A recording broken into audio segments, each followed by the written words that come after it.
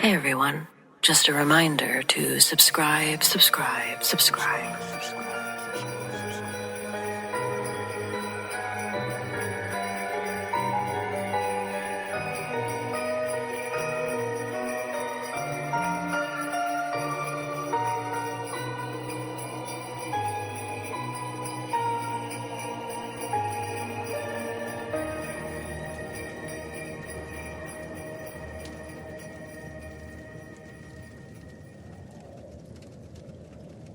A Christmas Carol, a ghost story of Christmas, written by Charles Dickens. Stave 1, Marley's Ghost. First of all, Marley was dead. There was no doubt whatsoever about that. His death certificate was signed by the clergyman, the undertaker, and Scrooge himself. Old Marley was dead as a doornail. Of course, I'm not sure what is particularly dead about a doornail. I myself might have said a coffin nail, as the deadest of its trade. But the wisdom of our ancestors is in the simile, so I must honor it. Therefore, you will allow me to emphatically repeat that Marley was dead as a doornail. Ebenezer Scrooge knew he was dead. How could he not? They were partners for I don't know how many years. Scrooge was his sole executor, sole administrator, sole friend, and sole mourner.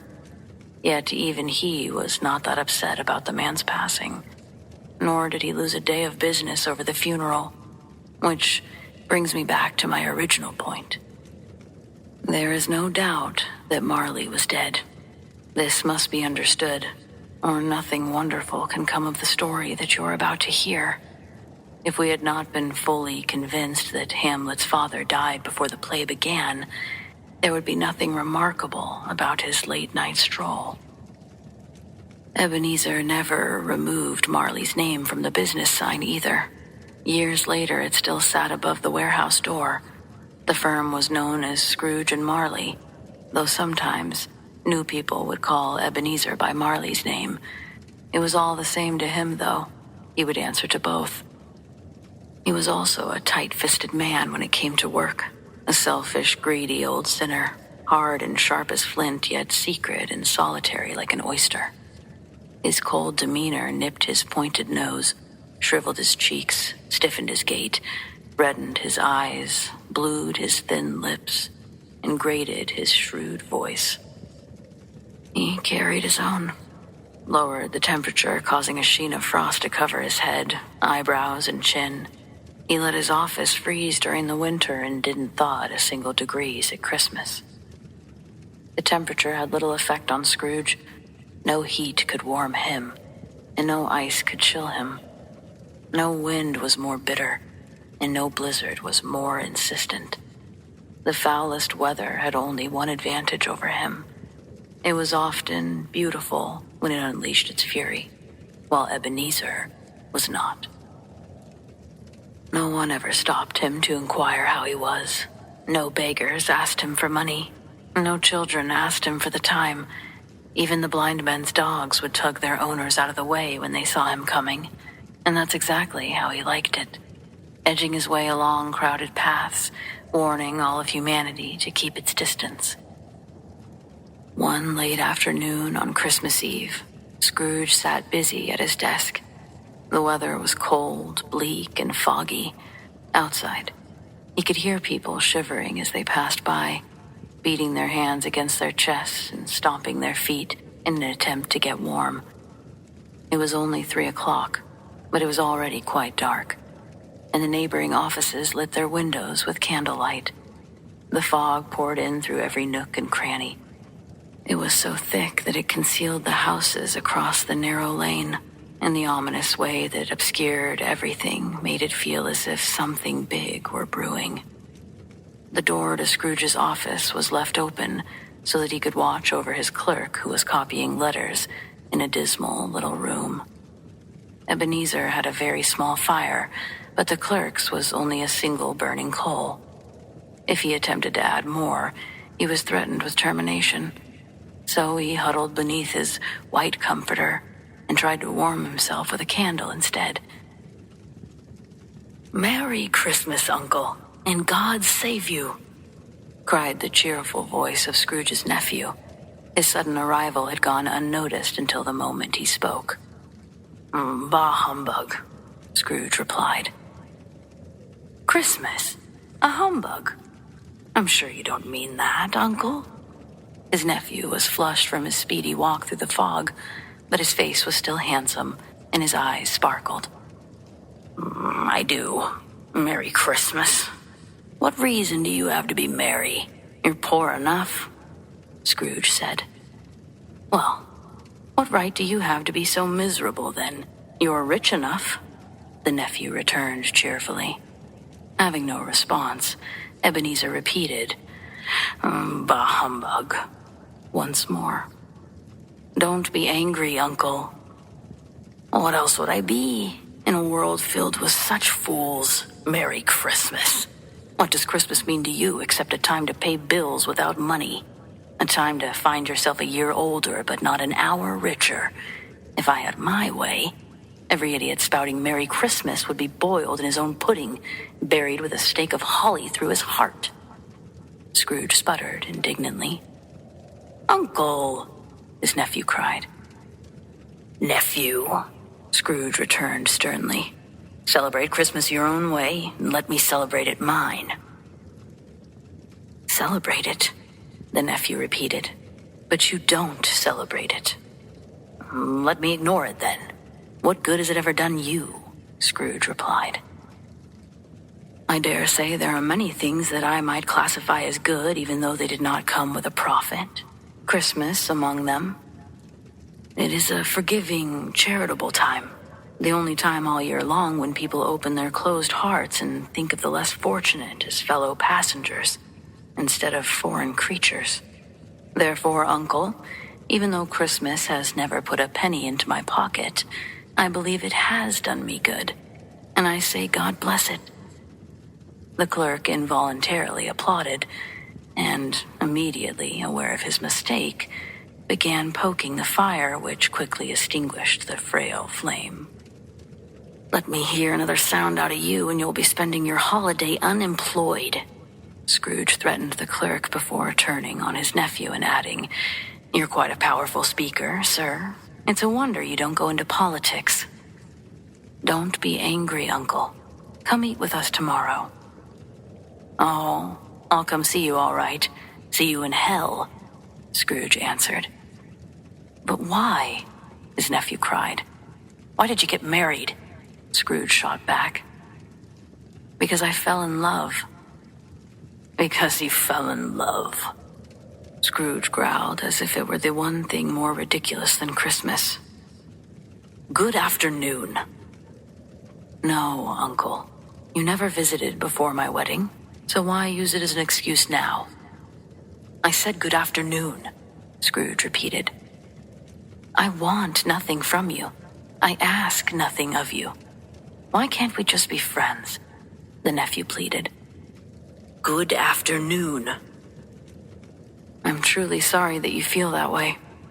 We have never quarreled, to my knowledge, but I came here out of respect for the holiday. And I'll keep my good humor to the end. So, Merry Christmas, Uncle."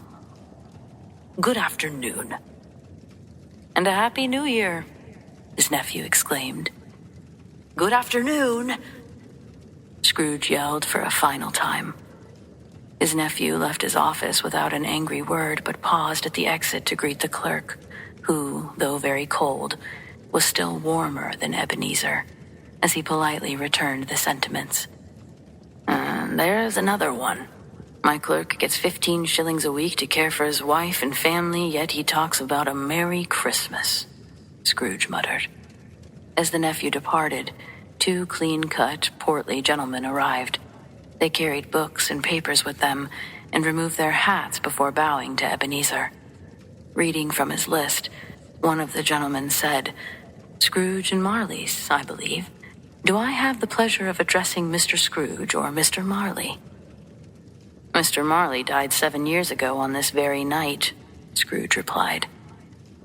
We have no doubt that his generosity continues to be well represented by his surviving partner, the gentleman said while presenting his credentials. It certainly was. He and Marley had been kindred spirits. Ebenezer frowned at the ominous word, generosity, and shook his head as he returned the credentials. During the holiday season, it's more important than ever to help the poor. Thousands are in need of basic necessities, while hundreds of thousands are without common comforts, sir, the gentleman said. Are there no prisons? Scrooge asked. Plenty of prisons, the gentleman answered. And the union workhouses, are they still in operation? Scrooge demanded. They are, though I wish I could say otherwise, the gentleman returned. The treadmill and the poor law, they're still in operation then. Both very busy, sir. Oh, I'm very glad to hear it. From what you said, I was afraid they had closed down, Scrooge quipped. Those places do little to provide the residents with holiday cheer. A few of us are trying to raise enough to get them some meat, drink, blankets, the gentleman tried again. This is the only time of year when people are both sympathetic and willing to share. So, what shall I put you down for? Nothing, Scrooge snapped. You wish to be anonymous? Since you asked, I wish to be left alone. I don't celebrate Christmas myself, and I can't afford to finance it for lazy people. I support the establishments I have mentioned. They cost enough. Those who are badly off must go there, Scrooge said. Many can't go there, or they would rather die. If they would rather die, then they should go ahead and decrease the surplus population. It makes no difference to me. I have enough going on without interfering in other people's business now. Good afternoon, gentlemen, Scrooge said. Seeing there was clearly no point in pursuing the issue, the gentleman withdrew, and feeling rather pleased with himself, Ebenezer returned to his work with an improved temperament. Meanwhile, the thickening fog darkened the day until people required lanterns to light their way. The gruff old bell inside the ancient church tower that normally peeked down through its Gothic window was now invisible, and each chime sounded with trembling vibrations as if its teeth were chattering. The cold became intense. Outside, laborers were repairing some gas pipes, and a group of ragged men and boys gathered around their large barrel fire for warmth. Nearby, an overflowing faucet congealed as the water turned to ice. Sprigs of holly and berries crackled in the lamp heat of the bright shops, and the grocers' prices were so expensive that words like sale and bargain were nothing more than a joke. The mayor instructed his 50 cooks and butlers to fill his mighty mansion with Christmas cheer as a lord's household should be. Even the tailor, who had recently been fined 5 shillings for drinking and fighting, was now stirring tomorrow's pudding, while his wife and baby ventured out to buy the beef. It grew foggier and colder still, a piercing, biting cold. A young caroler with a frozen nose stopped at Scrooge's door, but at the first line of his song, the old man grabbed his ruler, and with such speed that the singer fled in terror. When it was time to close the business, a grumpy Ebenezer stood from his stool and dismissed the expectant clerk, who immediately put out his candle and donned his hat. You'll want all day off tomorrow, I suppose. If it's convenient, sir, the clerk answered. It's not convenient, and it's not fair. If I were to deduct half a crown from your pay, you'd think me unfair, would you not? Scrooge replied.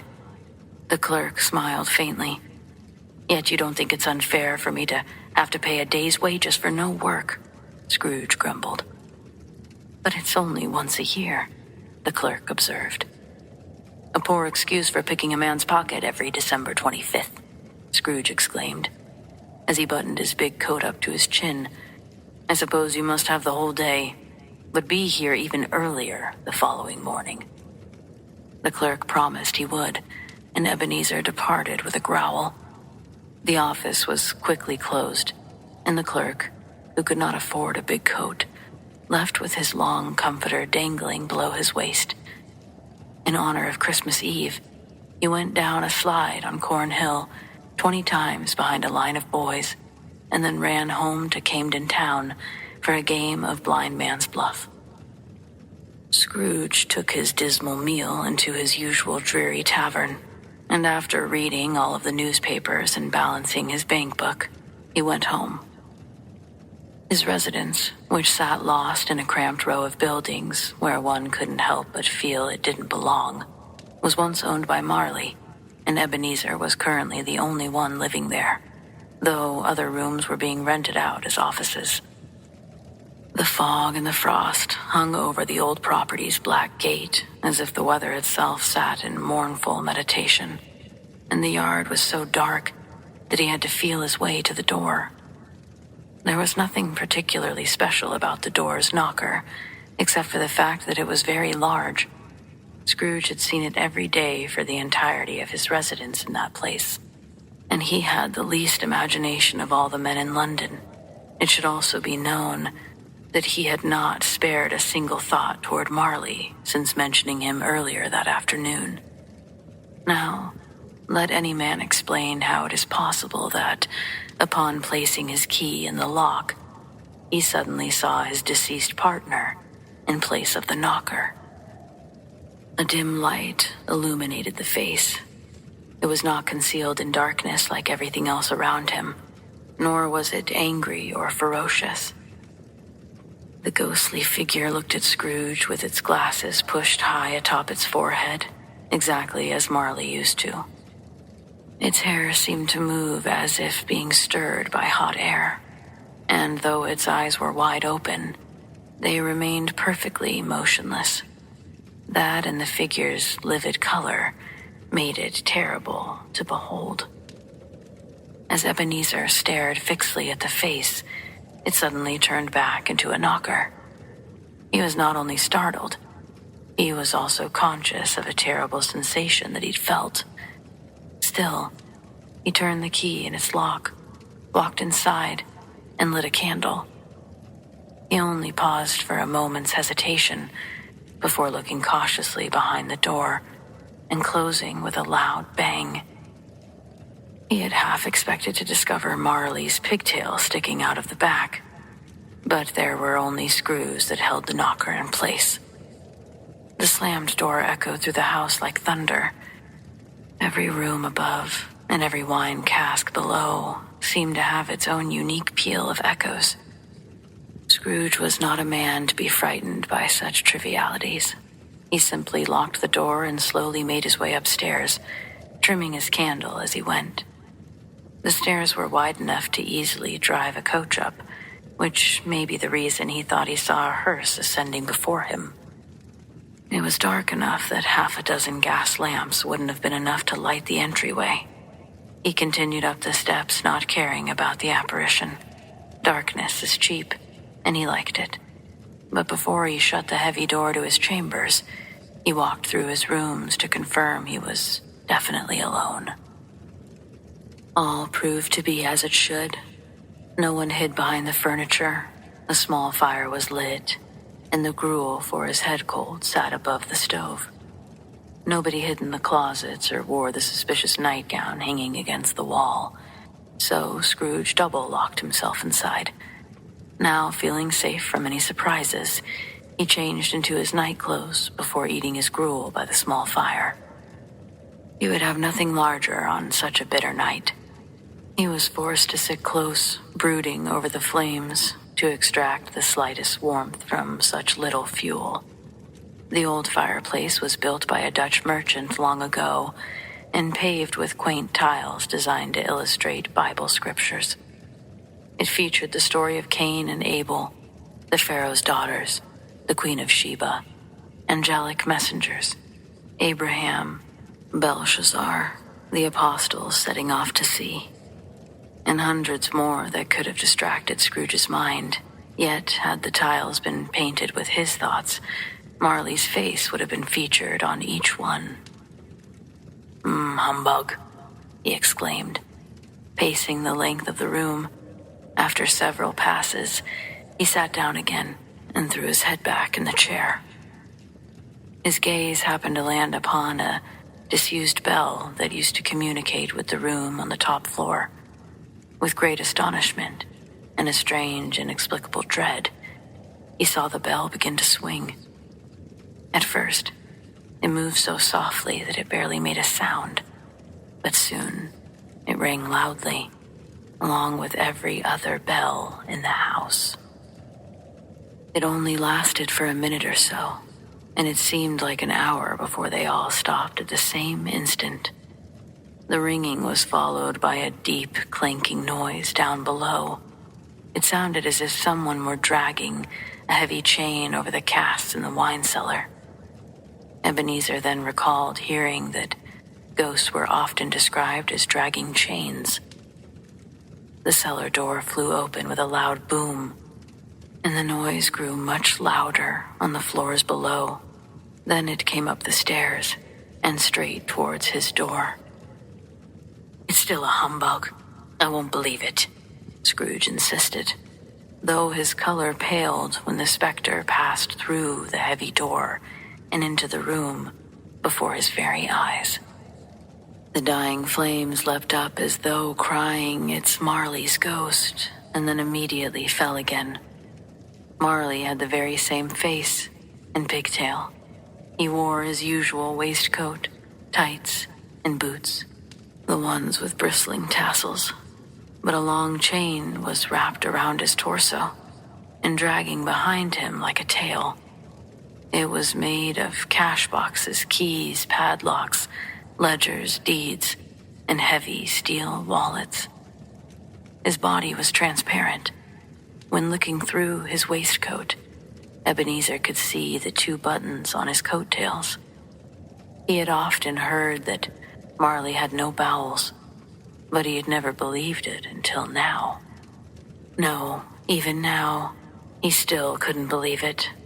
Though he saw the phantom standing before him, though he felt the chilling influence of its deathly cold eyes, and saw the very texture of the handkerchief binding its head and chin, he just couldn't believe it. "What's the meaning of this? What do you want with me?" Scrooge yelled, cold and caustic as ever. "Much." It was Marley's voice, no doubt. "Who are you?" "Ask me who I was." "Who were you? You sure are particular for a shade." Scrooge raised his voice. "In life, I was your partner, Jacob Marley." Can you sit down?" Scrooge asked, studying it doubtfully. He wasn't sure if a ghost could use a chair, and did not wish to endure an embarrassing explanation if it wasn't. "I can." "Do it, then." The ghost sat on the opposite side of the fireplace, as though quite used to it. "You don't believe in me," it observed. "I don't," Scrooge said. "What evidence do you require beyond that of your own eyes and ears?" "I don't know," Scrooge admitted. "Why do you doubt your senses?" Because any little thing affects them. A slight stomach ache makes them cheat. You might be a bit of undigested beef, a blot of mustard, a crumb of cheese, a fragment of underdone potato. You're more likely to come from my gravy than the grave, whatever you are," Scrooge said. He was not in the habit of telling jokes, nor did he feel particularly comical just then. In truth, he was trying to be smart in order to distract himself from his own terror. The specter's voice chilled him to the bone. It would drive him mad to sit in silence, staring at those fixed, glazed eyes. There was also something awful about the specter having its own atmosphere. He could not feel it himself, but this was clearly the case. Even though the ghost sat completely motionless, its hair still moved as if blown by hot air. "You see this toothpick?" Scrooge asked, holding up the item. He He wished to divert the specter's stony gaze from him, if only for a second. I do, it replied. You're not looking at it, Scrooge said. But I still see it. The ghost insisted. Well, I only have to swallow this to be persecuted by my own legion of goblins for the rest of my days. Humbug, I tell you, humbug, Scrooge returned. At this, the spirit gave a frightful cry and shook its chains to create an appalling noise that Ebenezer clutched his chair to stop from falling. But his horror only grew when the phantom unwrapped the handkerchief around its head and its lower jaw dropped down upon its release. Scrooge fell to his knees and clasped his hands before his face. "Mercy," he cried. "Dreadful apparition, why do you trouble me?" Do you believe in me or not? The ghost asked again. I do. I must. But why do the spirits walk the earth? Why do they come to me? Our spirits are required to walk alongside our fellow men. If a spirit fails to do so in life, then it is condemned to do so after death. Oh, woe is me. It is doomed to wander through the world, witnessing what it can no longer have. Again, the specter cried out, shaking its chains and wringing its shadowy hands. You are bound with chains. Tell me why, Scrooge said, trembling. I forged this chain in life. I made it link by link and yard by yard of my own free will. And of my own free will, I wore it. Is its pattern strange to you? The ghost replied. Scrooge trembled even more. Or do you know the weight of the chain you bear yourself? It was equal to mine 7 years ago, and you have continued building on it ever since. It is a slow and heavy thing. The ghost persisted. Scrooge glanced down, expecting to find himself surrounded by several hundreds of feet of iron cable, but he saw nothing. Jacob, tell me more. Jacob, tell me something comforting, he implored. I cannot, the ghost replied. Comfort comes from other places, Ebenezer Scrooge, and it is conveyed by different means to different kinds of men. Nor can I tell you what I want. I am only allowed to share a little more. I cannot rest or linger anywhere. Listen to me. My spirit never walked beyond our place of business. It never traveled beyond the narrow limits of our money-making hole. And now, weary journeys lie before me. Whenever Scrooge became lost in deep thought, he had a habit of putting his hands into his pants pockets, and, still on his knees, he did this now in contemplation of the ghost's words. You must have been very slow about it, Jacob, he observed in a respectful, businesslike manner. Slow? The ghost repeated. You've been dead and traveling all these 7 years, Scrooge mused. And in all that time, there has been no rest, no peace, just incessant torture, full of remorse, the ghost said. So you travel fast? Scrooge asked. On the wings of the wind, the ghost confirmed. You might have traveled great distances in 7 years, Scrooge said. Upon hearing this, the ghost let out another cry and clanked his chains hideously in the otherwise silent night.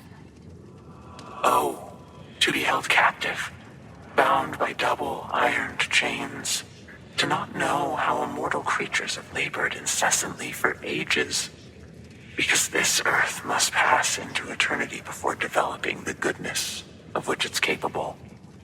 No amount of regret can make up for wasting life's opportunities. But you were always a good businessman, Jacob? Scrooge faltered as he began to apply these words to himself. Business? Mankind was my business. The common welfare was my business. Charity, mercy, and benevolence were all my businesses. My dealings at work were but a drop of water in the comprehensive ocean of my business. The ghost cried, wringing his hands. It held up its chains as if it were the cause of its endless grief, and threw it down again. I suffer most during this time of year. Why did I walk through crowds of my fellow humans and never offer a helping hand? Scrooge was very much dismayed to hear the specter's rant, and he began to shake excessively. Listen to me. My time is nearly gone, the ghost cried. I will, but please, Jacob, don't be hard on me, Scrooge begged. I cannot tell you how I'm able to appear before you, but I've sat beside you invisibly for many, many days. The thought of this was not agreeable to Scrooge, and he shivered as he wiped the sweat from his brow. That is no light part of my punishment, the ghost continued. I'm here to warn you that you have a chance to escape my fate, Ebenezer. You were always a good friend to me, Scrooge said. Thank you. You'll be haunted by 3 spirits, the ghost warned. Ebenezer's expression fell almost as low as the ghost's. Is that the chance you mentioned, Jacob? He demanded in a faltering voice. It is. Then I think I'd rather not, Scrooge said. Without them, you have no hope of avoiding my fate. Expect the first tomorrow night, when the clock strikes 1. Couldn't I just take them all at once and get it over with, Jacob? Scrooge pleaded. Expect the second on the following night at the same hour, and the third on the next night. When the last stroke of 12 has stopped ringing, you will not see me again. But for your own sake, don't forget my warning. When the specter finished speaking, it retrieved its handkerchief from the table and tied it back around its head. Scrooge knew this by the sharp sound its teeth made when its jaws were brought back together. When he ventured to raise his eyes, the ghost was standing directly in front of him, its chain wound over its arm. The apparition began walking backwards, away from him, and with every step it took, the window raised a little more so that it was wide enough open when the specter reached it. It called Scrooge over, and when they were in 2 paces of each other, Marley's ghost held up its hand in warning to come no closer. Ebenezer stopped more from a sense of surprise and fear than obedience. At the same moment the specter had raised its hand, he'd noticed incoherent noises coming from outside. They were sounds of regret, inexpressibly sorrowful wailings and guilt. After listening for a moment, the specter joined in a mournful chorus and floated out into the bleak, dark night. Scrooge followed to the window and looked out with desperate curiosity. The air was filled with moaning phantoms wandering back and forth in restless haste. Each one wore chains like Marley, and some were even linked together. None of them were free. Ebenezer knew many of them personally. He'd been quite familiar with one wearing a white waistcoat that had a monstrous iron safe attached to its ankle. It watched a wretched woman struggling with her infant down below and cried pitifully at not being able to help, wishing to assist the humans, but being powerless to do so was clearly the source of all their misery. Scrooge could not tell if the creatures faded into the mist or if the mist enshrouded them, but they and their voices disappeared together. After closing the window, he examined the door through which the ghost had entered to find it double-locked and the bolts undisturbed. He tried to say humbug, but stopped at the first syllable. Whether from the onslaught of difficult emotions or his glimpse into the invisible world, Scrooge was in much need of rest and went straight to bed without undressing. Stave 2, the first of 3 spirits. When Scrooge awoke, it was so dark that he could scarcely distinguish the transparent window from his bedroom's opaque walls. He was endeavoring to pierce the darkness with his ferret eyes when the neighboring church's bell chimed the hour. To his great astonishment, it struck all the way to 12 before falling back into silence. 12. It was past 2 when he went to bed. The clock was wrong. An icicle must have gotten stuck in its gears. He checked it against his own clock, but found it said the same. I couldn't have possibly slept through the whole day, and so far into the next night, and certainly it can't be 12 noon.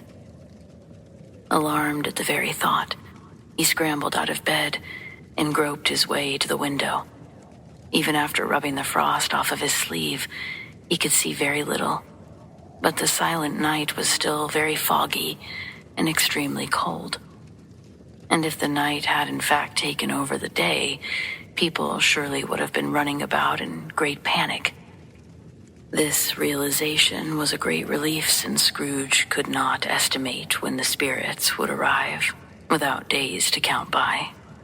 Returning to bed, his mind was consumed by it.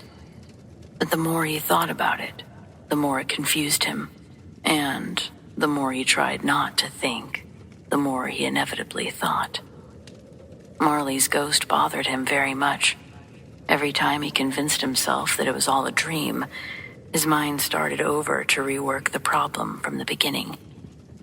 Ebenezer laid there in his manner for 45 minutes, until suddenly remembering the first spirit was scheduled to arrive at 1.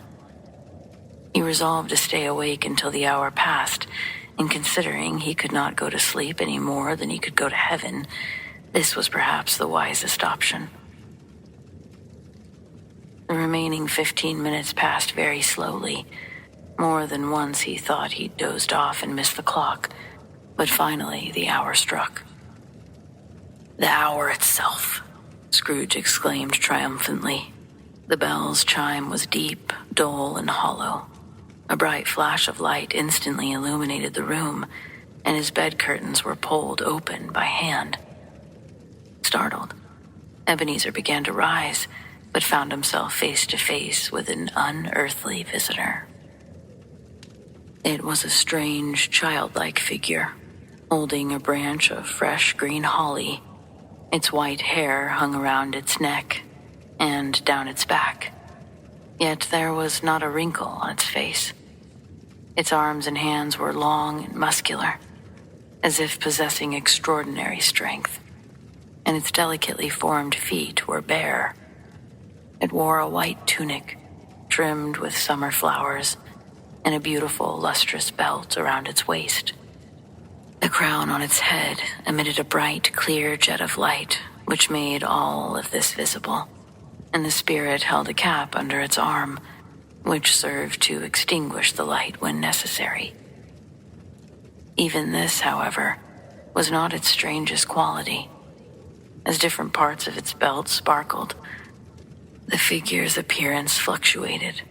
One moment it had a thin arm, and the next it would have only 1 leg. It would suddenly grow 20 legs but no head, or it would become a head without a body. Not even an outline of the missing parts remained after dissolving in the dense gloom. Then it would suddenly become whole again. "Are you, sir, the spirit I was told to expect?" Scrooge asked. "I am." The voice was soft and gentle, but low, as if it stood a great distance instead of directly next to him. "Who and what are you?" Scrooge demanded. "I'm the ghost of Christmas past." "The long past?" Scrooge inquired, observing its dwarfish stature. "No, your past." Ebenezer greatly desired to see the spirit's head covered, and begged him to don his cap. "What?" the spirit exclaimed. "Would you so quickly extinguish my light with your worldly hands? Is it not enough that you are one of those responsible for making this cap and forcing me to wear it for years at a time? I didn't mean any offense, and I most certainly at least never knowingly or intentionally forced your cap upon you, Scrooge explained respectfully before boldly inquiring. But tell me, what brought you here? Your welfare, the spirit returned. Scrooge expressed his appreciation, but could not help thinking that a full night's sleep would have been more conducive to his well-being. Seeming to read his mind, the spirit immediately answered, For your redemption, then. Now, pay attention. It reached out its strong hand and gently clasped his arm. Rise and walk with me. It would have been pointless for Ebenezer to argue that the hour was too late, that the weather was too poor to go anywhere, or that he was coming down with a cold, and only wore a light nightcap and gown with his slippers. Though the spirit's hold was gentle as a woman's touch, it was not to be resisted. Scrooge stood to follow, but grabbed the spirit's robe and protest when it moved toward the window. I'm only a mortal. I'll fall. The touch of my hand will lift you up. It laid its hand upon his heart, and they passed through the wall, emerging on an open country road with fields on either side. The city had vanished entirely. Along with the mist and the night, it was now a clear, cold winter's day with snow on the ground. Good heavens, this is where I grew up, Scrooge exclaimed, clasping his hands together as he looked around. The spirit gazed upon him. Your lips are trembling, and what is that on your cheek? Ebenezer still felt its gentle touch. He was conscious of 1,000 odors floating in the air, each one connected with 1,000 memories long forgotten. It's only a pimple. Now please, take me where you will, Scrooge muttered, with an unusual catch in his throat. Do you remember the way? The spirit asked. Remember it? I could walk it blindfolded, Scrooge cried with excitement. It is strange to have forgotten it for so many years, the spirit observed. Come, let us continue. As they walked along the road, Scrooge recognized every gate, post, and tree until a little market town appeared in the distance with a bridge, a church, and a winding river. Coming towards them was a group of high-spirited boys shouting at one another. Some rode on shaggy ponies, while others rode in carts driven by farmers. They are only shadows of things that have already been. They are not aware of our presence, the spirit said. Ebenezer rejoiced to see them and named every cheerful traveler as they passed. But why did this cause his cold eyes to glisten? Why was he filled with happiness when they wished each other Merry Christmas before parting ways for their individual homes? To hell with Christmas. What good had it ever done him? The school is not quite deserted. A solitary child, neglected by his friends, still remains, the spirit said. I know, Scrooge sobbed. They left the main road for a shortcut. He remembered it well, and they soon arrived at a dull red brick mansion with a small weather vane on the roof. It was a large house, but the spacious offices were rarely used. The walls were damp and mossy, the windows were broken, and the gates were decayed.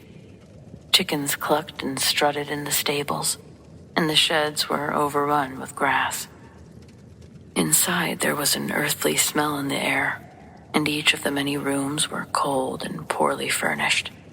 Scrooge and the spirit went across the hall to a melancholy classroom lined with plain desks and stools, where a lone boy sat reading near a feeble fire. Ebenezer took a seat nearby and wept to see the poor, forgotten vision of his past self. No echo stirred in the house, no mice squeaked behind the panels, no half-thawed spouts dripped in the backyard. No wind blew through the trees, no doors swung open, and no fires crackled. The silence fell on Scrooge's heart, and his tears flowed freely. The spirit touched his arm and pointed to his younger self, who continued reading intently. Suddenly, the figures in his story sprung to life, and a man wearing foreign clothes appeared outside the window. He had an axe stuck to his belt, and his donkey was pulling a load of wood. "Oh, it's Ali Baba," Scrooge exclaimed excitedly. "It's dear, old, honest Ali Baba. Yes, I know. This was the first Christmas he came. Poor boy. And Valentine. And his wild brother Orson. There they go. And what's his name? The one killed in his sleep at the gate of Damascus. Don't you see him? And the Sultan's groom, turned upside down by the genie. There he is, on his head. Serves him right, I'm glad. What business did he have marrying the princess?" To hear Ebenezer so earnestly expressing this knowledge in such an extraordinary voice, one between laughing and crying, and to see his excited face would have been quite a surprise to his business associates. "There's the parrot," he continued, "with his green body and yellow tail. There he is. They called him poor Robin Crusoe when he came home after sailing around the island. That man thought he was dreaming, but he wasn't. It was the parrot. There goes Friday, running to the little creek. Hey, hello." In a rapid transition, he suddenly cried out, "Poor boy," in pity for his former self, and he dried his eyes with his sleeve. Then, placing his hand in his pocket, he looked around and muttered, "I wish, but no, it's too late for that now." "What's wrong?" the spirit asked. "Nothing," Scrooge said. "Nothing. There was a boy singing carols at my door last night. I wish I would have given him something, that's all." "Let's see another Christmas." The spirit smiled thoughtfully and waved his hand. Scrooge's former self grew older, and the room became a little darker and dirtier. The panels shrunk, the windows cracked, and bits of plaster fell from the ceiling, exposing the naked rafters. Ebenezer knew not how the changes occurred, only that they were correct. Once again, he was left alone while all the other boys went home for the holidays, and he was no longer reading, but pacing in despair. Scrooge looked at the spirit with a mournful shake of his head and glanced anxiously towards the door. A little girl, much younger than the boy, darted inside and put her arms around his neck with a kiss. "Dear brother, I've come to bring you home. Home, home, home," the child said, clapping her tiny hands, bending over with laughter. "Home, little fan," the boy returned. "Yes," the child said, brimming with glee. "Home for good, forever and ever. Father is so much kinder than he used to be. One night, he spoke so gently that I was not afraid to ask if you could return, and he said yes. He sent me in a coach, and you never have to come back here. We're to spend all of Christmas together and have the merriest time in the world." "You're quite a woman, little fan," the boy exclaimed.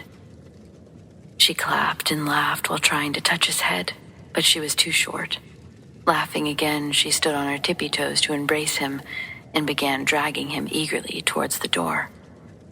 A terrible voice cried, "Bring down Master Scrooge's trunk," and the schoolmaster appeared in the hallway, glaring at Ebenezer with condescension as they shook hands. He then took the children into the cold parlor, where maps were hung on the wall and globes stood in the windows. Here, he served them a light wine and a block of heavy cake, while a servant offered some to the postboy, who politely declined. By now, Scrooge's trunk was loaded into the coach, and the children said goodbye to the schoolmaster as they departed. She was always a delicate creature, but she had a large heart, the spirit said. She sure did. You're right. I won't deny it. She died a young woman, and she had children, I think. She had one child, Scrooge corrected. Yes, the spirit said. Your nephew. Scrooge answered an uneasy yes. They had only just left the school, and now they were back among the busy city streets, where shadowy people, carts, and coaches battled for the right-of-way. It was evening time, and the decorated shops were brightly lit to announce the holiday. The spirit stopped at a certain warehouse and asked Ebenezer if he knew it. Know it? I was an apprentice here. They entered to see an older gentleman in a Welsh wig sitting behind a desk, one so high that his head was only 2 inches below the ceiling. It's old Fezziwig, alive again. Bless his heart. Scrooge cried with great excitement. Ebenezer's former mentor saw that it was 7 and laid down his pen, rubbing his hands, adjusting his waistcoat, and laughing heartily. He called out in a jovial voice, "Ho there, Ebenezer, Dick." Scrooge's former self, now a grown young man, and the other apprentice entered briskly. That's Dick Wilkins, I'm sure of it. He was very attached to me. No more work tonight, boys. It's Christmas. Let's get those shutters up quick now. Old Fezziwig cried with a sharp clap of his hands. You wouldn't believe how the 2 apprentices charged into the street. As easy as 1, 2, 3, they had the shutters up, barred and pinned. Then, just like that, they were back inside, panting like racehorses. With great speed, old Fezziwig skipped down from the high desk. Clear it all away, lads. Let's have lots of room here. Come on, Dick. Let's go, Ebenezer. It took only a minute to move everything that wasn't nailed down. The floor was swept and mopped, the lamps were trimmed, and the fire was fueled, leaving the warehouse warm and dry and bright as a ballroom, perfect for a winter's night. The fiddler went up to the lofty desk and played like an orchestra. Mrs. Fezziwig came in wearing a substantial smile, followed by her 3 lovable daughters and their 6 young suitors trailing after. Then came all the other employees, the housemaid, the baker, the cook and her brother's peculiar friend, and the milkman. One after another, they came and danced, some shyly, some boldly, some gracefully, some awkwardly, some pushing, some pulling. 20 couples going round and round all at once. Eventually, old Fezziwig clapped his hands to stop the dance and cried out, "Well done." The fiddler eagerly drank the strong beer provided for him, but refusing to rest, immediately resumed the music. There were more dances and games. There was a cake, cold roast, and mince pies, and plenty of beer. But the greatest part of the evening came when the fiddler played Sir Roger Dearcoverley, and old Fezziwig joined his wife on the crowded dance floor. If there had been 2 or even 4 times as many couples, they would have been a match for everyone. Mrs. Fezziwig was worthy of her partner in every sense of the word. But if that's not high enough praise, tell me higher, and I'll use it. During the dance, her husband's calves seemed to shine like the moon. You couldn't predict what they would do next. When the party ended at 11, the Fezziwig stood on either side of the door to shake everyone's hand and wish them a Merry Christmas as they left. Last of which were their 2 apprentices, who retired to their beds in the back of the shop. This whole time, Scrooge was fully immersed, heart and soul, into the scene of his former self.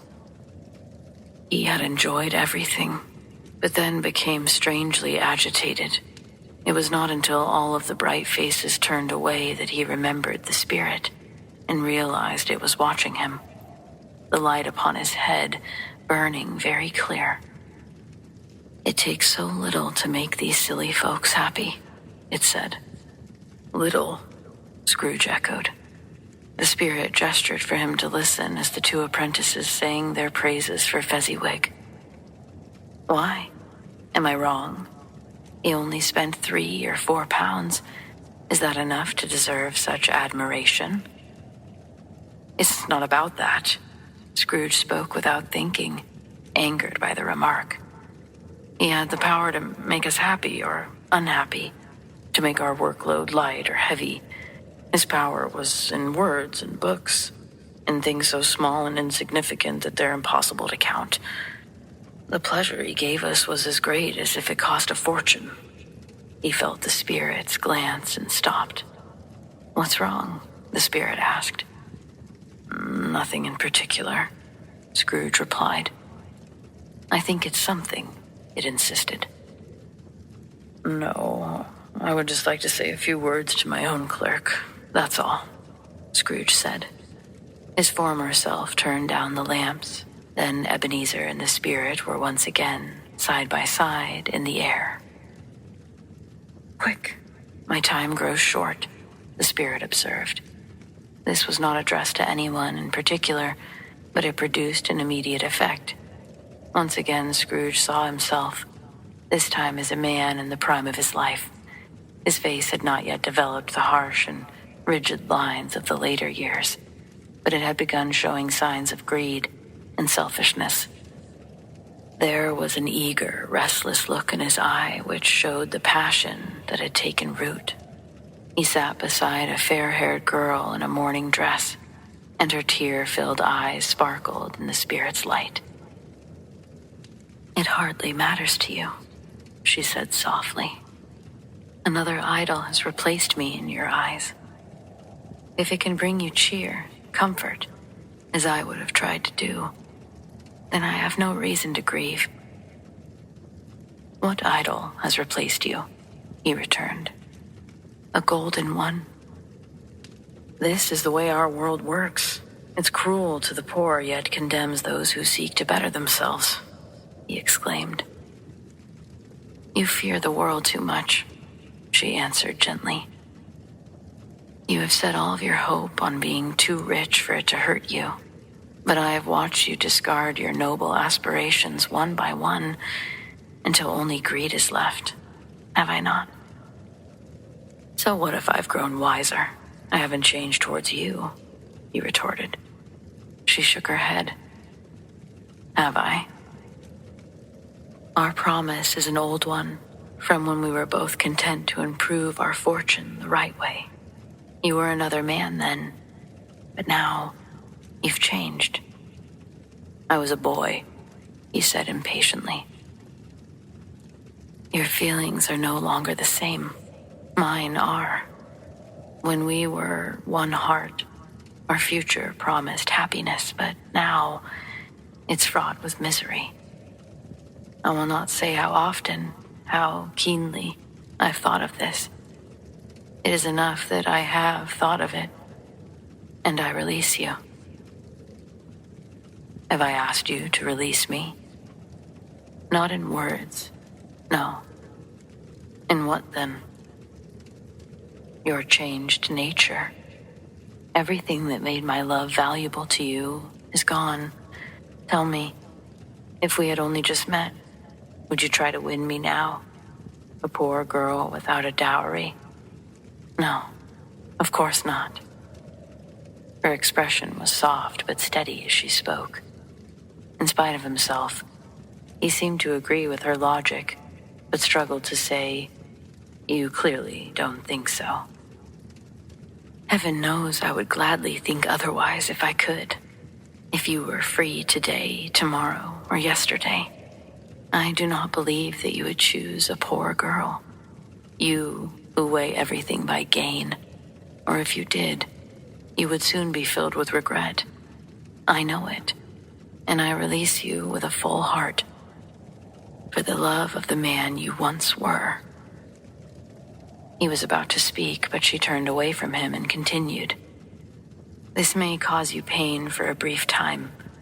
I have hope that it will. but you will forget it as easy as an unprofitable dream. May you be happy in the life you've chosen." Then she left him. "Spirit, show me no more," Scrooge exclaimed. "Take me home. Why do you enjoy torturing me?" "One more vision," the spirit exclaimed. "No," Scrooge cried. "I do not wish to see it. Don't show me any more." But the relentless spirit grabbed both of his arms and forced him to watch what happened next. The scene changed to a small room, plain but full of comfort. And next to the winter fire sat the same beautiful young woman, only now she sat across from her daughter. The space was filled with chaos from the other children, too many to count. And though each one made enough noise for 40, no one seemed to mind their uproar. On the contrary, the mother laughed heartily, seeming to enjoy it very much, as did the daughter, who soon joined in the fun herself. "Oh, what I would have given to be one of them, though I could never have been as rude as her brothers, oh no. No, I wouldn't have crushed her braided hair or plucked off her precious little shoes for all the money in the world, nor would I have made fun of her weight as the bold young brood did. Yet I admit that I would have liked to touch her lips and let loose her wavy hair, a lock of which would make the most treasured keepsake.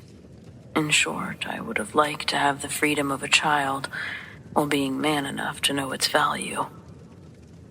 But now there was a knocking at the door, and all the flustered children rushed to greet their father, who brought home an armload of Christmas presents and toys. Then the poor, defenseless man suffered an onslaught of shouting and struggling as the children climbed all over him and dug into his pockets. They took his packages, hugged his neck, slapped his back, and kicked his legs in irrepressible affection. There were shouts of wonder and delight as each package was opened. Then came a terrible announcement that the baby had choked on a doll's fictitious turkey, and an immense relief of joy when it was proven to be false. Eventually, one by one, the children each went upstairs to bed, and Scrooge watched more attentively than ever as the father sat by the fire with his wife and daughter. Ebenezer's sight grew very dim indeed, to think that such a promising, graceful creature might have called him father. "Belle, I saw an old friend of yours this afternoon," the husband said, turning to his wife with a smile. "Who was it?" "Guess." "How can I? I don't know," she added in the same breath, joining her husband's laughter. "Was it Mr. Scrooge?" "Yes. I passed his office window. It was still open and lit by a single candle inside. I could scarcely help seeing him. I hear his partner is on the brink of death. Yet there he sat. I do believe he's quite alone in the world." "Spirit, take me away from this place," Scrooge cried in a broken voice. "I told you that these were shadows of things that have already happened," it said. "They are what they are. Don't blame me." "Take me away. I cannot bear it," Scrooge exclaimed.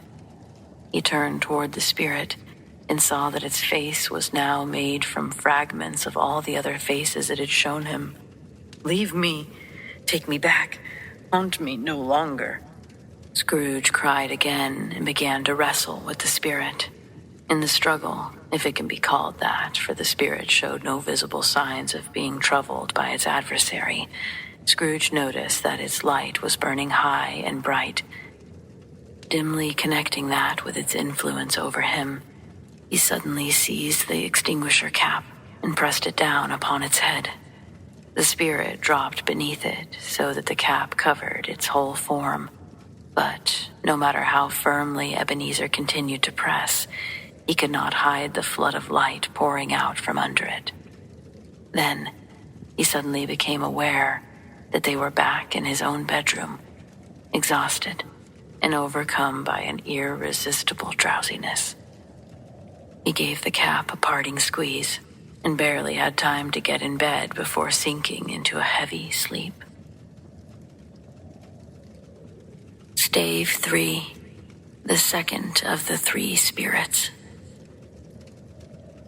Scrooge woke in the middle of a particularly loud snore and sat up to gather his thoughts.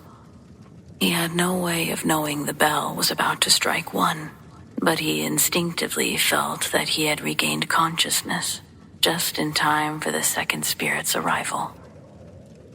Then, growing cold with the anticipation of not knowing which curtain it would draw, he opened each one himself and laid down again to keep a sharp lookout. He wished to challenge the spirit when it arrived and did not want to be caught off guard or made nervous. Ebenezer was prepared for a wide variety of appearances. The spirit could have looked like anything from a baby to a rhinoceros, and it would not have surprised him very much. There's only one thing he wasn't prepared to see, and that was nothing.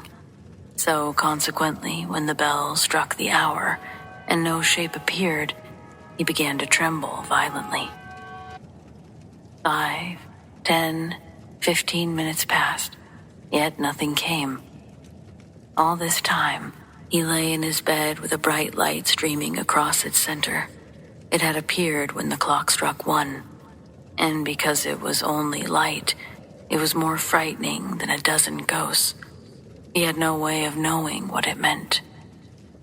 At one point, he even wondered if he might be suffering from a case of spontaneous combustion. But finally, Scrooge realized the ghostly light may be coming from the next room. Getting up quietly, he shuffled into his slippers, went to the door. The moment his hand was at the lock, a strange voice called for him to enter, so he did. It was definitely his own room, but it had undergone a surprising transformation. It looked like a perfect grove. The walls and ceiling were covered with herbs and greens with bright, glistening berries. The crisp leaves of holly, mistletoe, and ivy reflected back the light like tiny mirrors were scattered inside, and a mighty blaze roared in the fireplace. Turkeys, geese, chickens, meat joints, pigs, sausage links, mince pies, plum puddings, oysters, red-hot chestnuts, apples, oranges, pears, cakes, and bowls of punch were all piled on the floor to form a huge throne, and the room was filled with their delicious smell. Sitting on top of the jolly giant was a glowing torch shaped like a horn of plenty. He held it high to shine its light on Scrooge as he peered through the small opening in the cracked door. "Come in and get to know me better, man," the spirit exclaimed.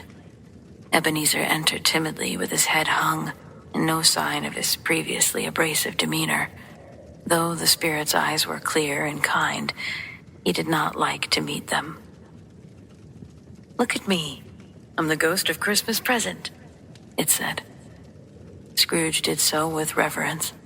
It wore a simple green robe, trimmed with white fur. The garment hung so loosely that its great chest was exposed, and its bare feet were visible beneath the ample folds. On its head was a holly wreath adorned with shining icicles, and its long, dark brown curls hung as freely as its genial face. Sparkling eyes, open hand, cheery voice, and jolly demeanor. Strapped around its waist was a rusty antique scabbard without a sword. "You have never seen the likes of me before," the spirit exclaimed. "Never," Scrooge confirmed. "You've never walked with the younger members of my family. I'm very young, but I refer to my elder brothers, born in these later years." I don't think I have. I'm afraid I have not. Do you have many brothers, spirit?" Scrooge inquired. "More than 1,800, it answered. A tremendous family to provide for, Scrooge muttered. The ghost of Christmas present rose. Spirit, take me where you will, Scrooge said submissively. Last night I went with the compulsion, and I learned a lesson which is now working. If you have anything to teach me tonight, let me profit from it. Touch my robe. Ebenezer held on tightly, and all of the delicious foods instantly vanished, along with the room and its glowing fire. They now stood in the severe weather of the city streets on Christmas morning, where people made a brisk but not unpleasant kind of music while scraping the snow from their rooftops, and delighted children watched it explode against the ground like little snowstorms. The houses and their windows looked black, contrasting with the smooth, white sheets of snow upon the roofs and the dirty snow on the ground, which had been plowed in deep furrows by heavy carts and wagons. These furrows crossed and recrossed each other hundreds of times where the streets branched off, making it hard to trace the intricate channels in the thick yellow mud and icy water. The sky was gloomy, and the shortest streets were choked with a dingy mist, half-thawed and half-frozen, that came down in a shower of sooty particles, as if every chimney in Great Britain were ablaze. There was nothing very cheerful about the weather or the town itself, yet there was an air of overall happiness, one that the clearest summer air and brightest summer sun couldn't have beat. The people who shoveled away on their rooftops were jovial and full of glee, occasionally calling out to one another or laughing heartily as they exchanged a few good-natured snowballs. The poultry shops were still half open, and the fruit stands were radiant. There were great pot-bellied baskets of chestnuts, ruddy, brown-faced Spanish onions, pyramids of pears and apples, and bundles of grapes hanging on hooks that made people's mouths water as they passed. There were piles of brown filbert nuts which smelled like the forest, and squat Norfolk biffins that accentuated the yellow of the oranges and lemons, particularly begging to be taken home and eaten. And set among all of these choices were selections of gold and silver fish. And oh, the grocers, all of them nearly closed, with one or both shutters down. But such wondrous treats could be glimpsed through their gaps. It wasn't just that the scales made a merry sound, or that the canisters rattled like juggling tricks, or that the tea and coffee blended to make a wonderful scent, or that the rare raisins were so plentiful, that the almonds were so extremely white, or that the long sticks of cinnamon were so straight, or the candied fruits so caked with molten sugar. Nor was it that the pulpy figs were so moist, or that the tart French plums blushed in their highly decorated boxes. The customers were so hurried and eager for the day's hopeful promise that they bumped into one another at the door and swung their wicker baskets wildly. They forgot their purchases at the counter only to come rushing back for them, and they committed 100 other silly mistakes, but always in the best possible humor. Meanwhile, the grocers and their employees were so frank and fresh that they might have worn their actual hearts on their sleeves for all to see. Soon, the steeples called all the good Christians to church, and they flocked through the streets in their best clothes, happiest faces. At the same time, countless scores of people emerged from the side streets and alleyways, carrying their dinners to the bakers' shops. The spirit stood beside Ebenezer in a baker's doorway, seeming to take great interest in these poor revelers, as it used its torch to sprinkle incense on the dinners of those who passed. It was a very unusual kind of torch. Whenever angry words were exchanged, the spirit used it to sprinkle the offenders with a few drops of water, and their good humor was instantly restored.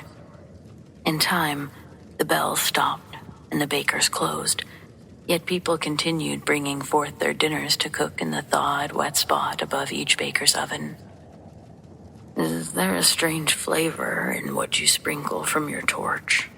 Scrooge asked. There is. It is my own. Would it apply to any kind of dinner on this day? To any kindly given, a poor one most of all, the spirit said. But why? Because it needs it the most. Spirit, Scrooge said after a moment's thought. I wonder why you, of all the beings in the many worlds around us, would desire to disturb these people's chance to enjoy themselves. I, the spirit cried. You would deprive them of every Sunday meal, which is often the only day that they're able to dine. Would you not? Scrooge accused. I, the spirit cried again. Don't you wish to close these things on Sundays? It comes to the same thing, Scrooge said. I wish, the spirit exclaimed. Forgive me if I'm wrong. It had been done in your name, or at least in your family's, Scrooge said. There are some who claim to know us. They commit their acts of passion, pride, ill will, hatred, envy, bigotry, and selfishness in our name. They are as strange to us as they had never lived. Remember that, and blame them for their own doings, not us, the spirit returned. I will, Scrooge promised, and still invisible, they continued into the suburbs. Despite the spirit's gigantic size, it had the remarkable ability to navigate with ease. It stood beneath a low roof as gracefully as it could have done in a lofty hall. Perhaps it was the spirit's pleasure in showing off its power, or its general nature and sympathy towards all poor men, that led it straight to Ebenezer's clerk's house. At his threshold, the spirit smiled and blessed Bob Cratchit's home with a sprinkling from his torch. Think of that. Bob only made 15 shillings a week, yet the ghost of Christmas present blessed his 4-roomed house. Then came Mrs. Cratchit, dressed in a poorly hemmed gown decorated with many ribbons, and Belinda Cratchit, her second daughter, who also wore many ribbons of her own, helped her to lay the tablecloth. Peter Cratchit, who wore his father's monstrous shirt in honor of the day, plunged a fork into the saucepan of potatoes, rejoicing to be smartly dressed and yearning to show off his attire at the park.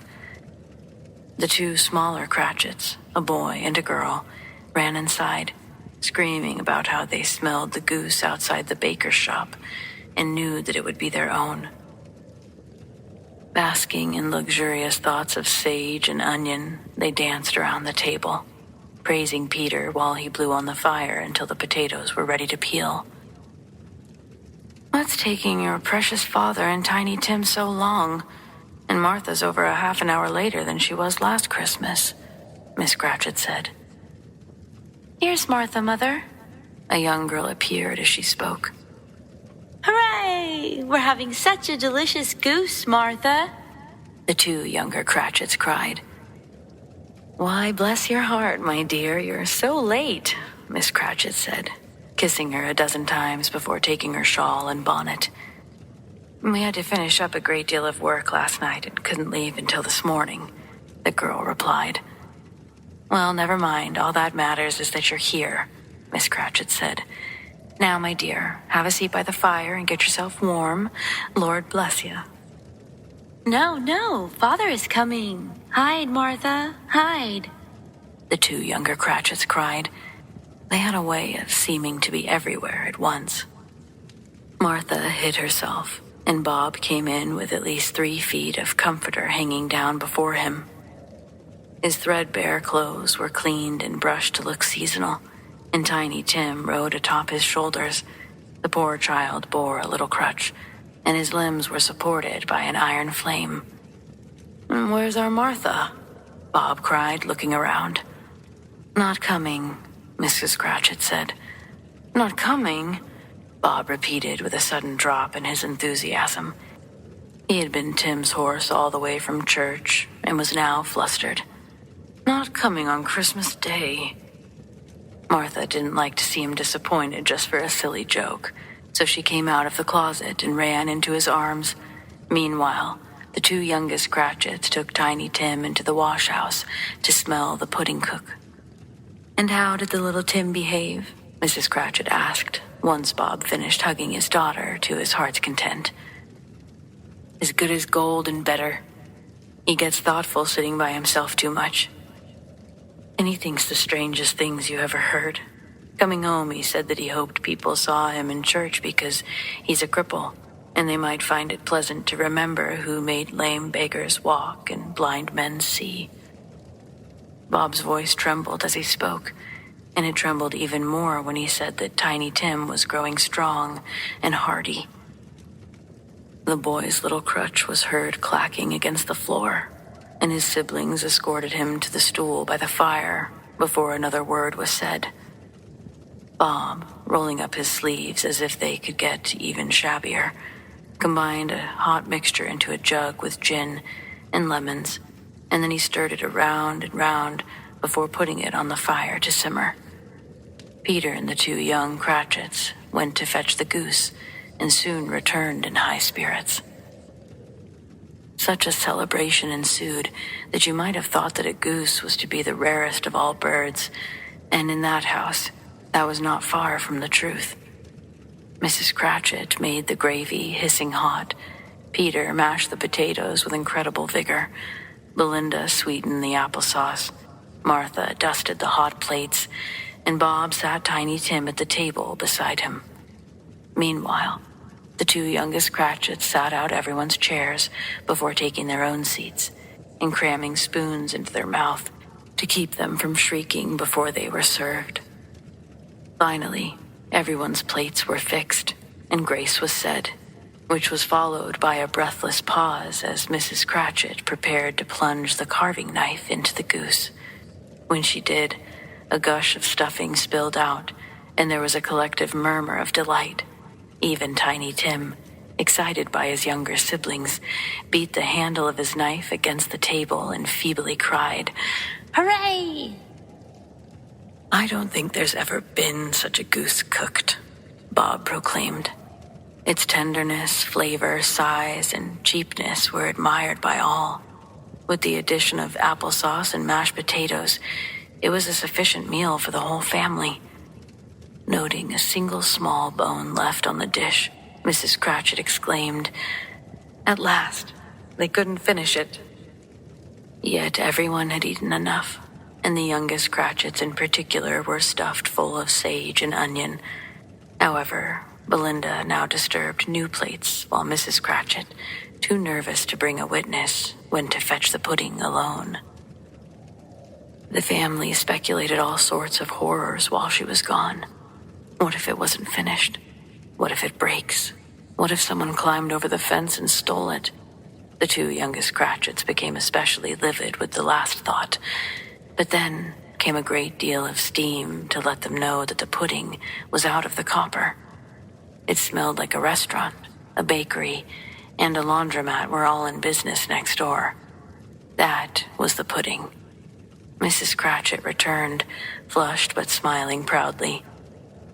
The pudding was like a speckled cannonball, hard and firm, and the brandy poured over it was ablaze. "Oh, what a wonderful pudding," Bob said calmly. "It is without a doubt your greatest achievement since our marriage." "Now that's a relief. I admit, I had my doubts about how much flour to use," Mrs. Cratchit confessed. Everyone had something to say about it, but no one thought it was a small pudding for a large family. Any Cratchit would have blushed to hint at such a thing.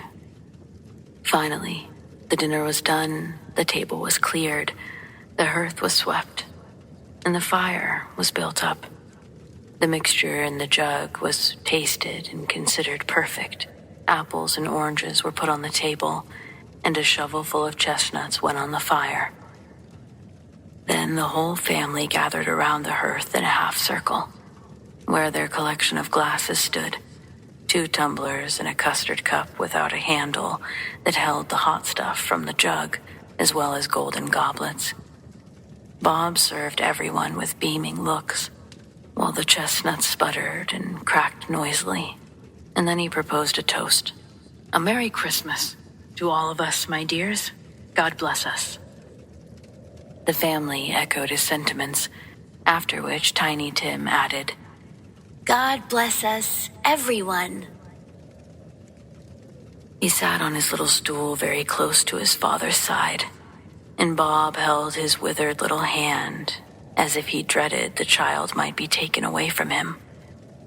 "Spirit," Scrooge said with newfound interest, "tell me, will Tiny Tim live? I see a vacant seat in the chimney corner, and a crutch without an owner, carefully preserved. If these shadows remain unaltered, the child will die," the spirit replied. "No, no, oh no, kind spirit, say he'll be spared." "If these shadows remain unaltered, the boy will perish. But so what then? If he's going to die, he'd better do it and decrease the surplus population," the spirit returned. Ebenezer hung his head in grief and shame to hear his own words quoted back at him. "If you are truly a man at heart, denounce that wicked thought until you've discovered what and where the surplus actually is," the spirit said. "You will decide who lives and who dies. In the eyes of heaven, you might be more worthless and less fit to live than millions like this poor child. You are like an insect on a leaf complaining about too much food to your hungry brothers in the dust."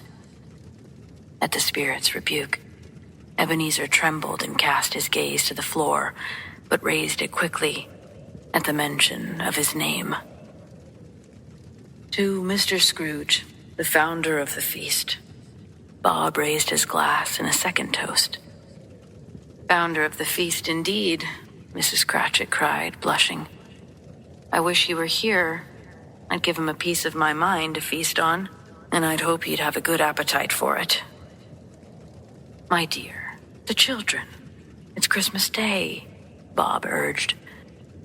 "I'm sure it would have to be Christmas for someone to drink to the health of such a cold, hard, stingy old man like Mr. Scrooge," she returned. "You know that's what he is, Robert. Nobody knows it better than you." "But my dear, it's Christmas Day," Bob replied softly. "I'll drink to his health for your sake, and the day's, but not for his," Mrs. Cratchit said. "A long life to him, a Merry Christmas, and a Happy New Year. I have no doubt he'll be very merry and very happy." The children drank after their mother. It was the first thing they had done without cheer. Tiny Tim drank last, but he didn't care for it. Scrooge was the ogre of the family. The mention of his name cast a dark shadow over their gathering, and that took a full 5 minutes to dissipate. After it passed, they were 10 times merrier than before, just from the relief of being done with talks of Scrooge.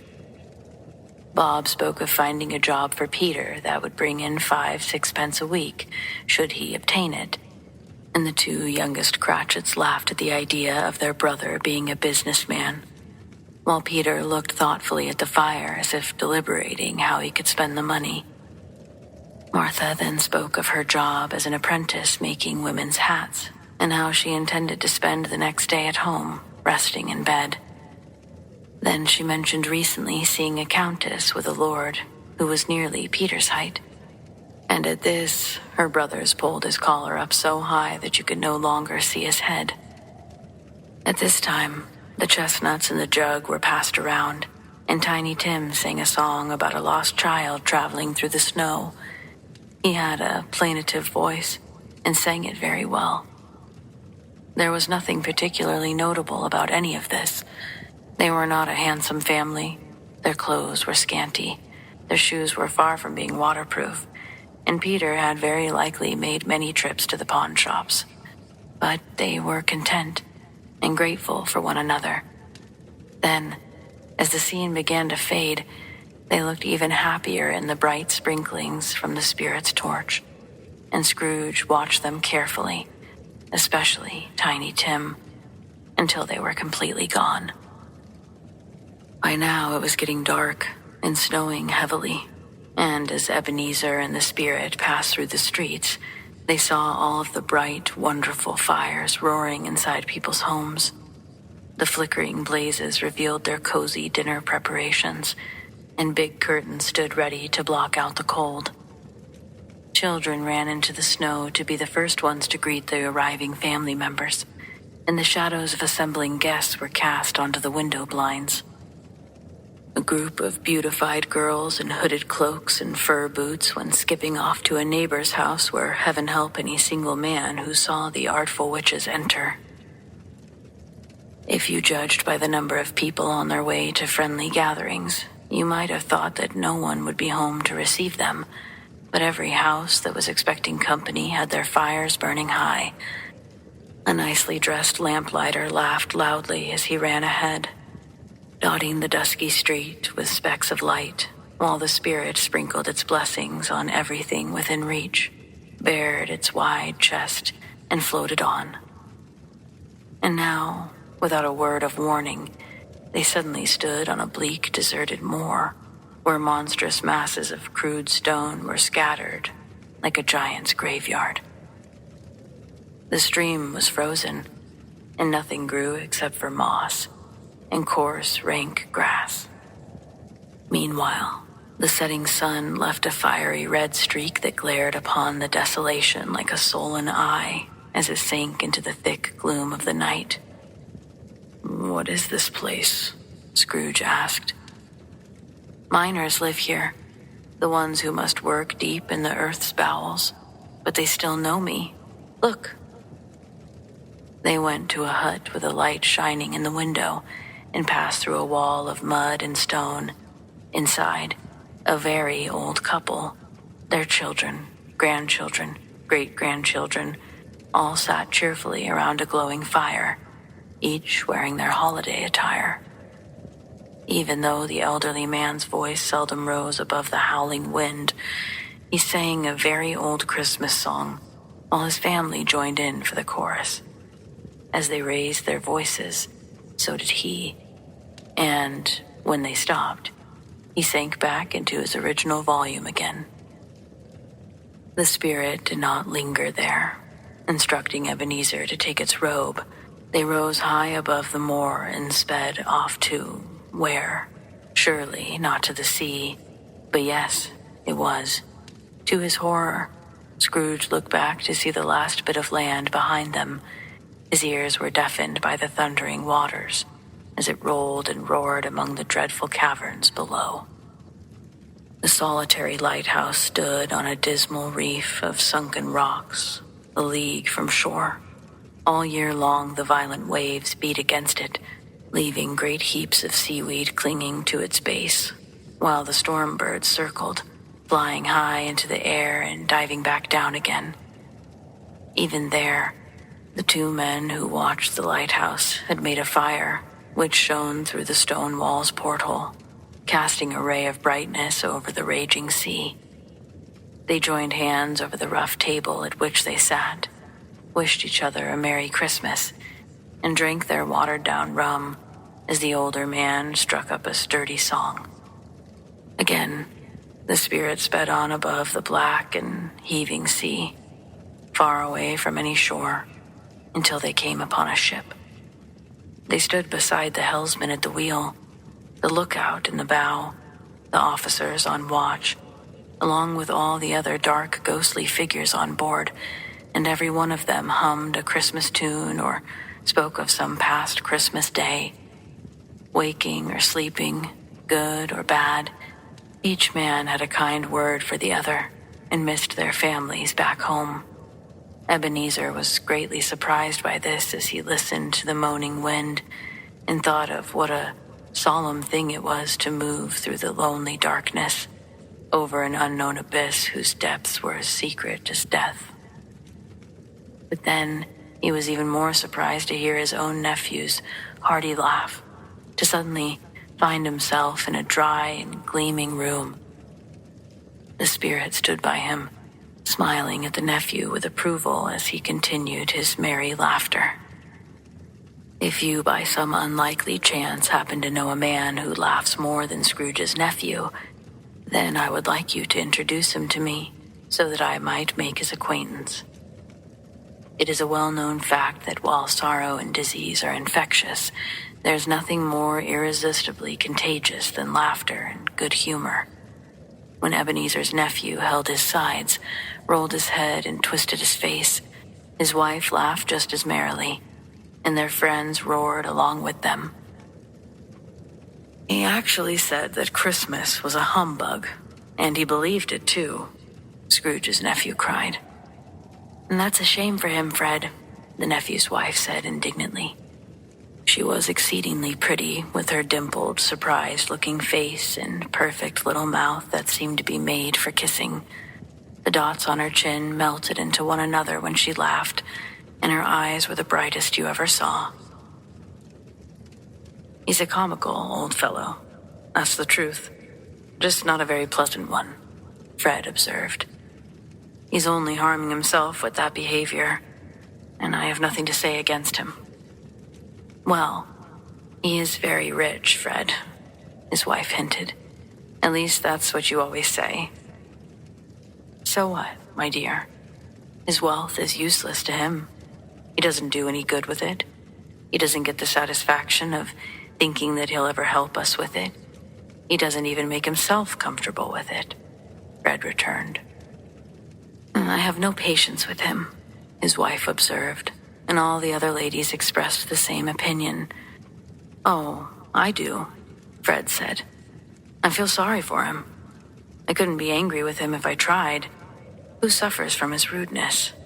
He does. Like tonight, he's decided to dislike us and refuses to come to dinner.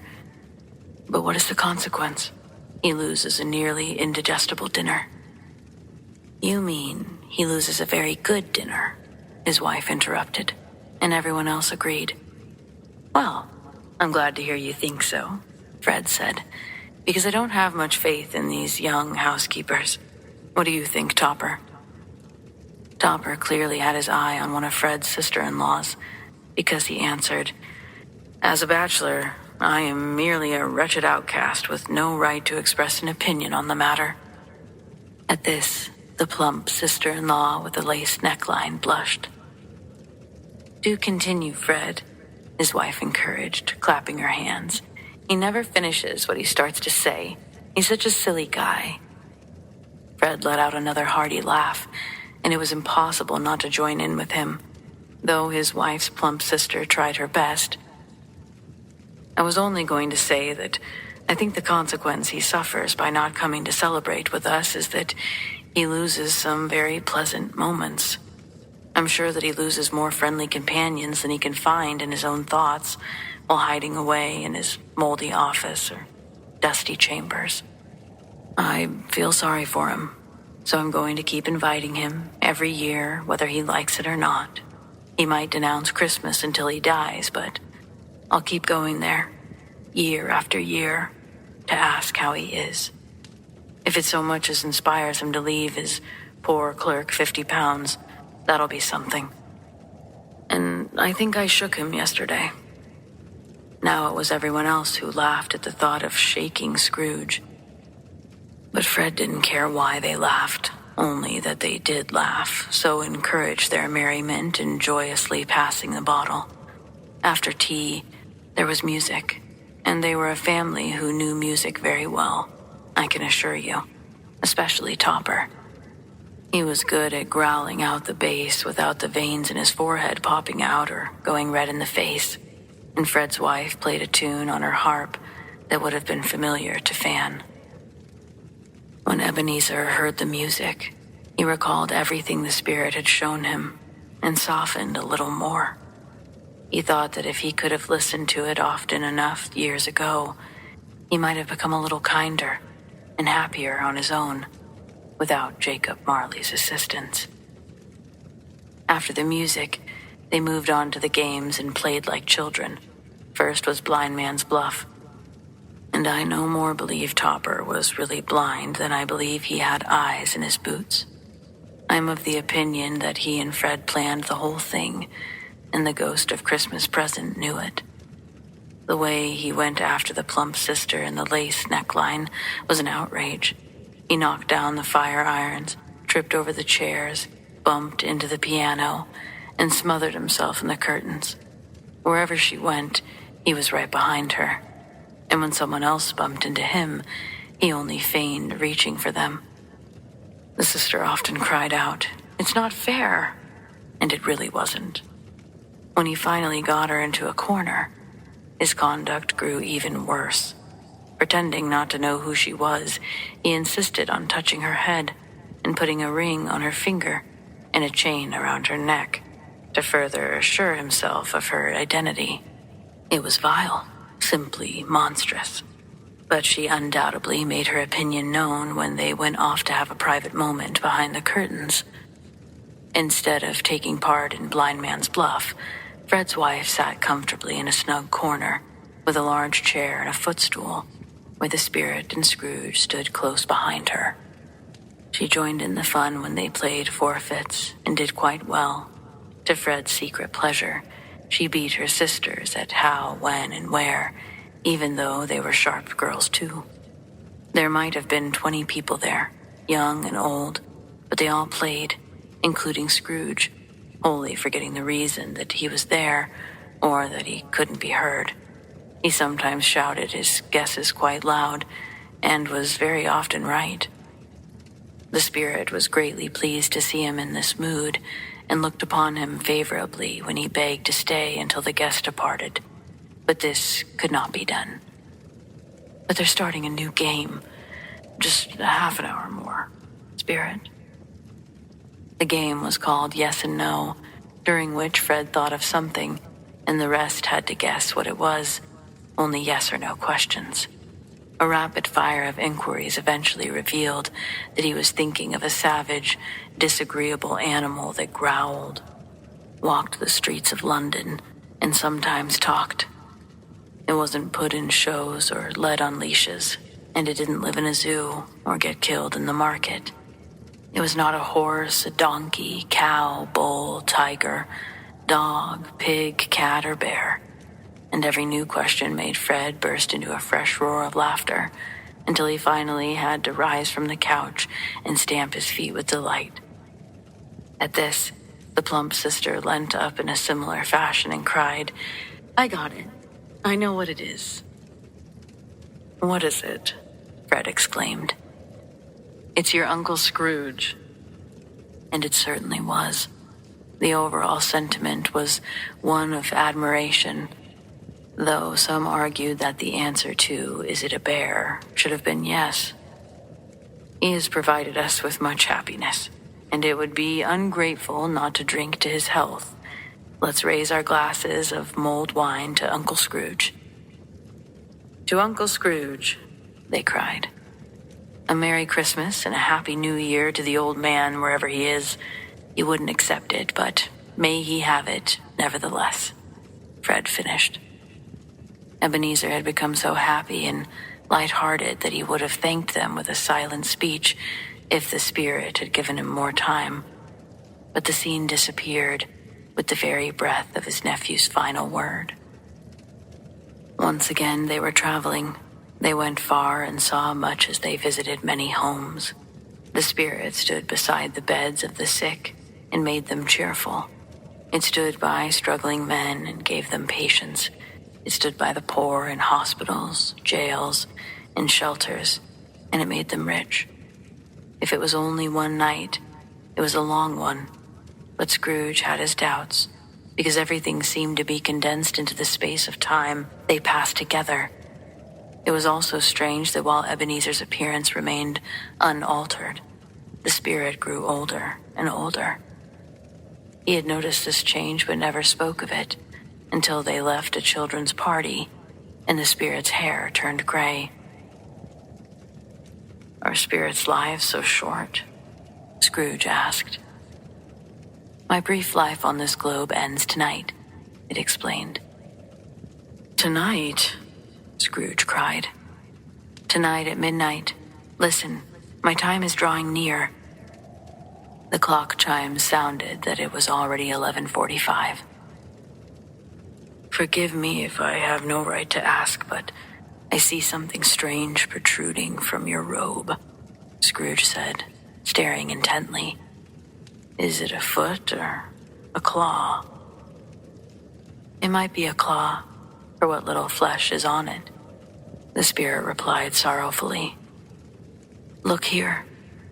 From the folds of its robe, it brought out 2 children, wretched, frightful, hideous things. They knelt down to their feet, clung to its garment.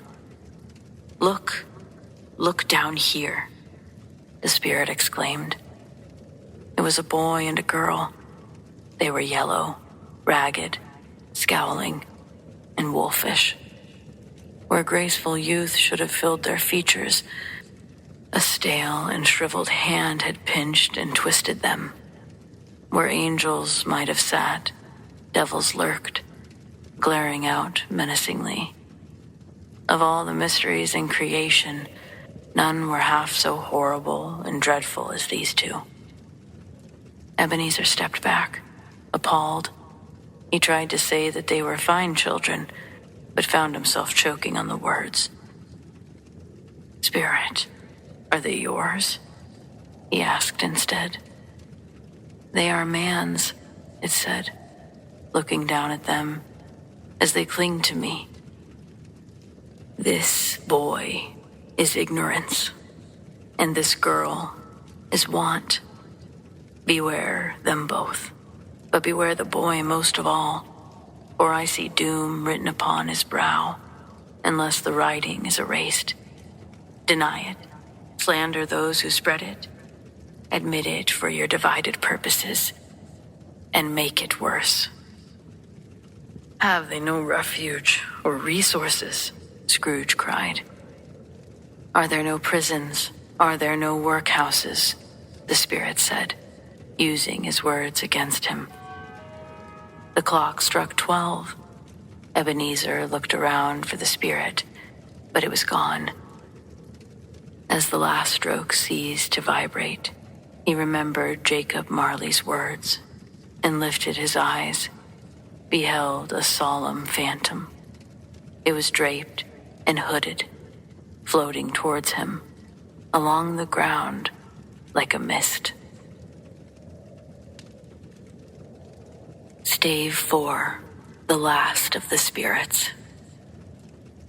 Ebenezer got down on one knee as the phantom approached slowly, silently, and gravely, seeming to spread gloom and misery as it moved.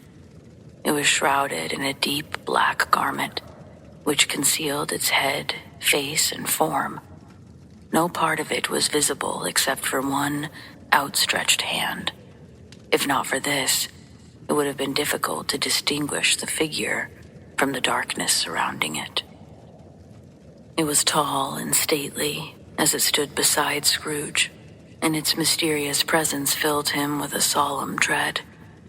But that is all he knew, for the spirit neither spoke nor moved. Are you the ghost of Christmas future? He asked. The spirit did not answer, but only pointed with its hand. You are about to show me shadows of things that have not happened, but will happen in the time to come. Is that so, spirit? The folds in the upper portion of the garment contracted for an instant, as if the spirit had inclined its head, but that was the only answer he received. Although Ebenezer had grown used to ghostly company by this point, he feared the silent shape so much that his legs trembled beneath him, and he could hardly stand when he tried to follow it. As if noticing his struggle, the spirit gave him a moment to recover, but this only made things worse for Scrooge, even though he could see nothing but a spectral hand protruding from the black mass. It filled him with a vague, uncertain horror to know its ghostly eyes were fixed on him from behind the dusky shroud. Ghost of the future, he exclaimed. I fear you more than any specter I've seen, but I know your purpose is to do me good. I hope to become a different man. I'm prepared to go with you, and I do it with a thankful heart. Will you speak to me? It gave him no reply, but its hand was pointed straight before them. Lead on, then, Scrooge said. The night is waning fast, and time is precious to me. The phantom moved away in the same manner as it had approached, and Scrooge was carried along in the shadow of its cloak. The city seemed to spring up and encompass them of its own accord, and they now stood in the heart of it amongst the merchants, all of whom hurried along, chinking the money in their pockets, conversing in groups, checking their watches, and trifling with their gold seals as Scrooge had often seen them doing. The spirit stopped next to a little knot of businessmen, and seeing that it was pointing to them, Ebenezer began listening to their conversation. No, I don't know much about it. Either way, I only know he's dead, said a fat man with a monstrous chin. When did he die? Inquired another. Last night, I believe.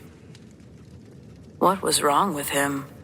A third asked while procuring a vast quantity of snuff from its very large box. I thought he'd never die. God knows, the first said with a yawn. What has he done with his money? Asked a red-faced gentleman with a growth hanging from the end of his nose that shook like turkey gills.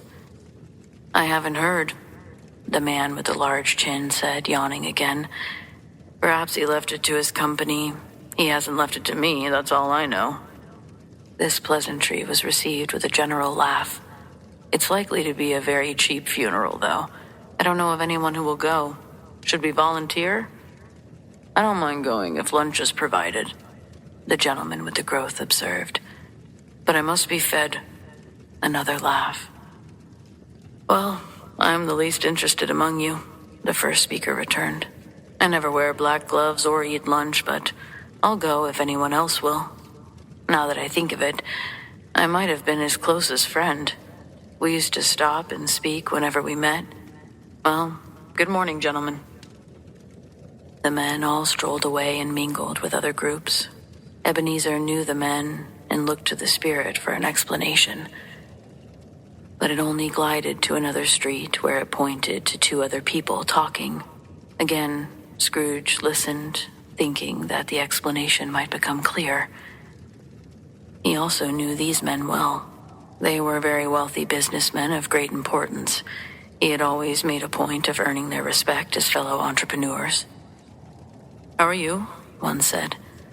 How are you? The other returned. Well, the devil got his own last night, huh? The first said. So I'm told, the second agreed. Cold, isn't it? Seasonably so for Christmas time. I guess you're not a skater then. No, just something else to think about. Well, good morning. Not another word. That was their meeting, their conversation, and their parting. At first, Scrooge was surprised that the spirit would attach any importance to such trivial conversation. But then he reasoned that there must be some hidden purpose, and tried to determine what it might be. They could hardly be talking about Jacob. That was in the past, and this spirit dealt in the future. Nor could he think of anyone else to whom it might apply, but knowing there was certainly some lesson, he resolved to take careful note of every detail, especially when his own shadow finally appeared. He had a feeling that his future self's behavior would provide the missing clue, and the riddle would be solved. He looked around that very place for his own image, but another man stood in his usual corner. The clock confirmed that it was the right time of day for him to be there, but he saw no likeness of himself among the multitude of businessmen pouring through. However, the more he thought about it, the more this didn't surprise him. He had already resolved to change his life and hoped to see the results of that decision played out here. The phantom stood beside him, quiet and dark, with its hand outstretched. When Ebenezer roused himself from his thoughts, the hand changed positions in a way that appeared as if the unseen eyes were watching him keenly, and that caused him to shudder and feel cold, very cold. They left the busy scene and went into an obscure part of town where Scrooge had never been but knew of its bad reputation. The streets were foul and narrow, the shops and houses were wretched, and the people were half-naked, drunken, and ugly. Alleyways spilled their offensive smells, dirt and life into the streets like a cesspool, and the whole quarter reeked of crime, filth, and misery. Far into this infamous den, there was a low-browed, beetling shop below a penthouse roof where iron, rags, bottles, and bones were sold. Inside, heaps of rusty keys, nails, chains, hinges, files, scales, and weights were piled onto the floor.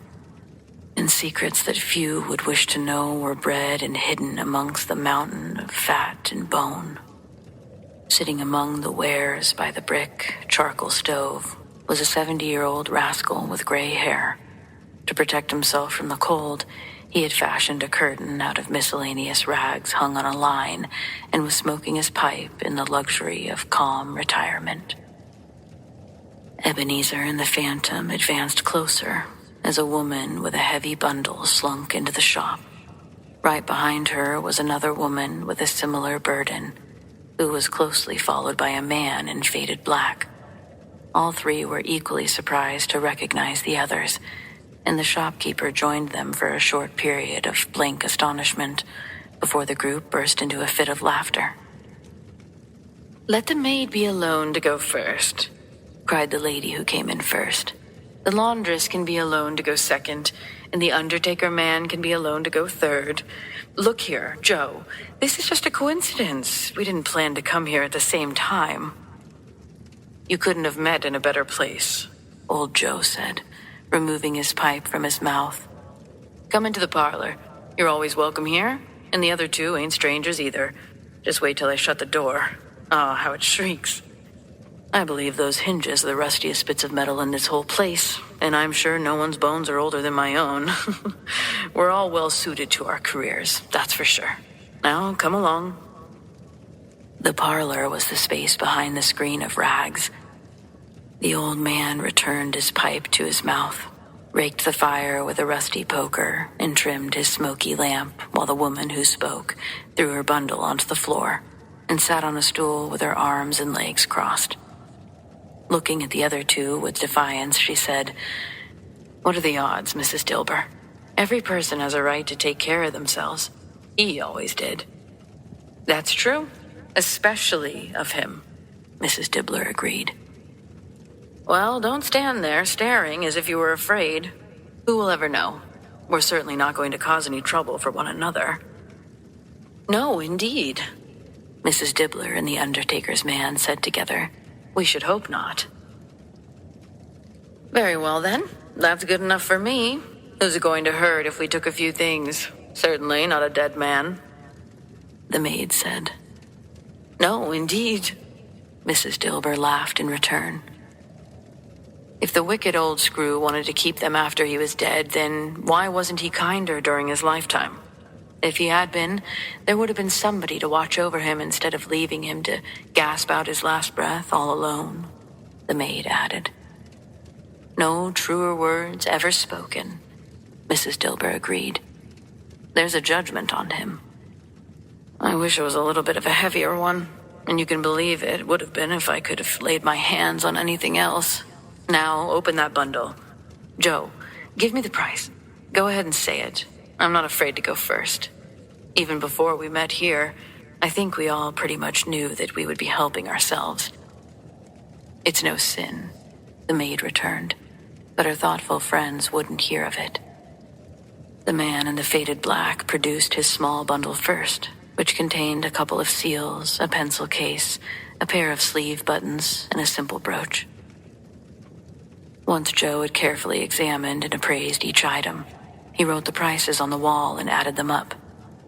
"There's your total," Joe said. and I wouldn't pay another 6 pence if you boiled me alive. Who's next?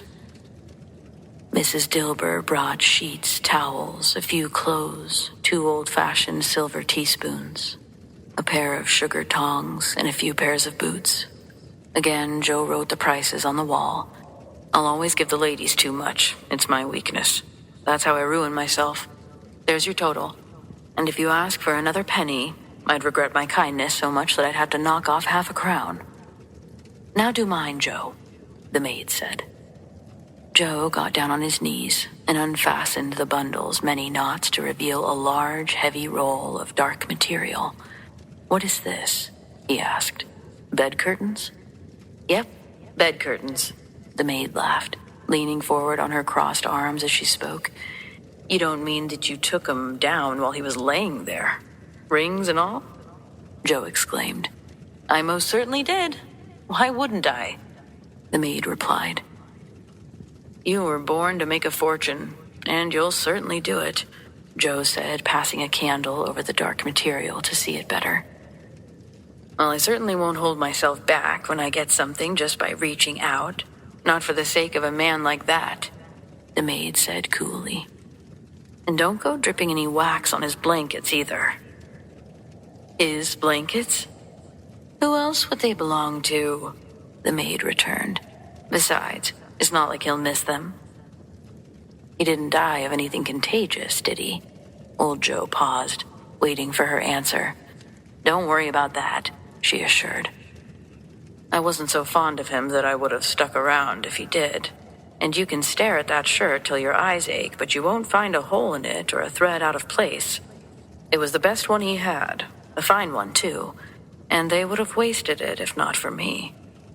What do you mean by wasted it? Old Joe asked. They were going to bury him in it, she said with a laugh. Some fool put it on him, but I took it off again. As if calico ain't good enough for burying. It's just as flattering to the body. And he couldn't look any uglier than he did in that one.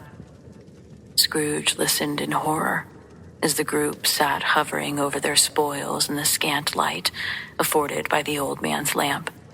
He viewed them with great disgust, as though they were obscene demons trading in actual corpses. It's poetic justice.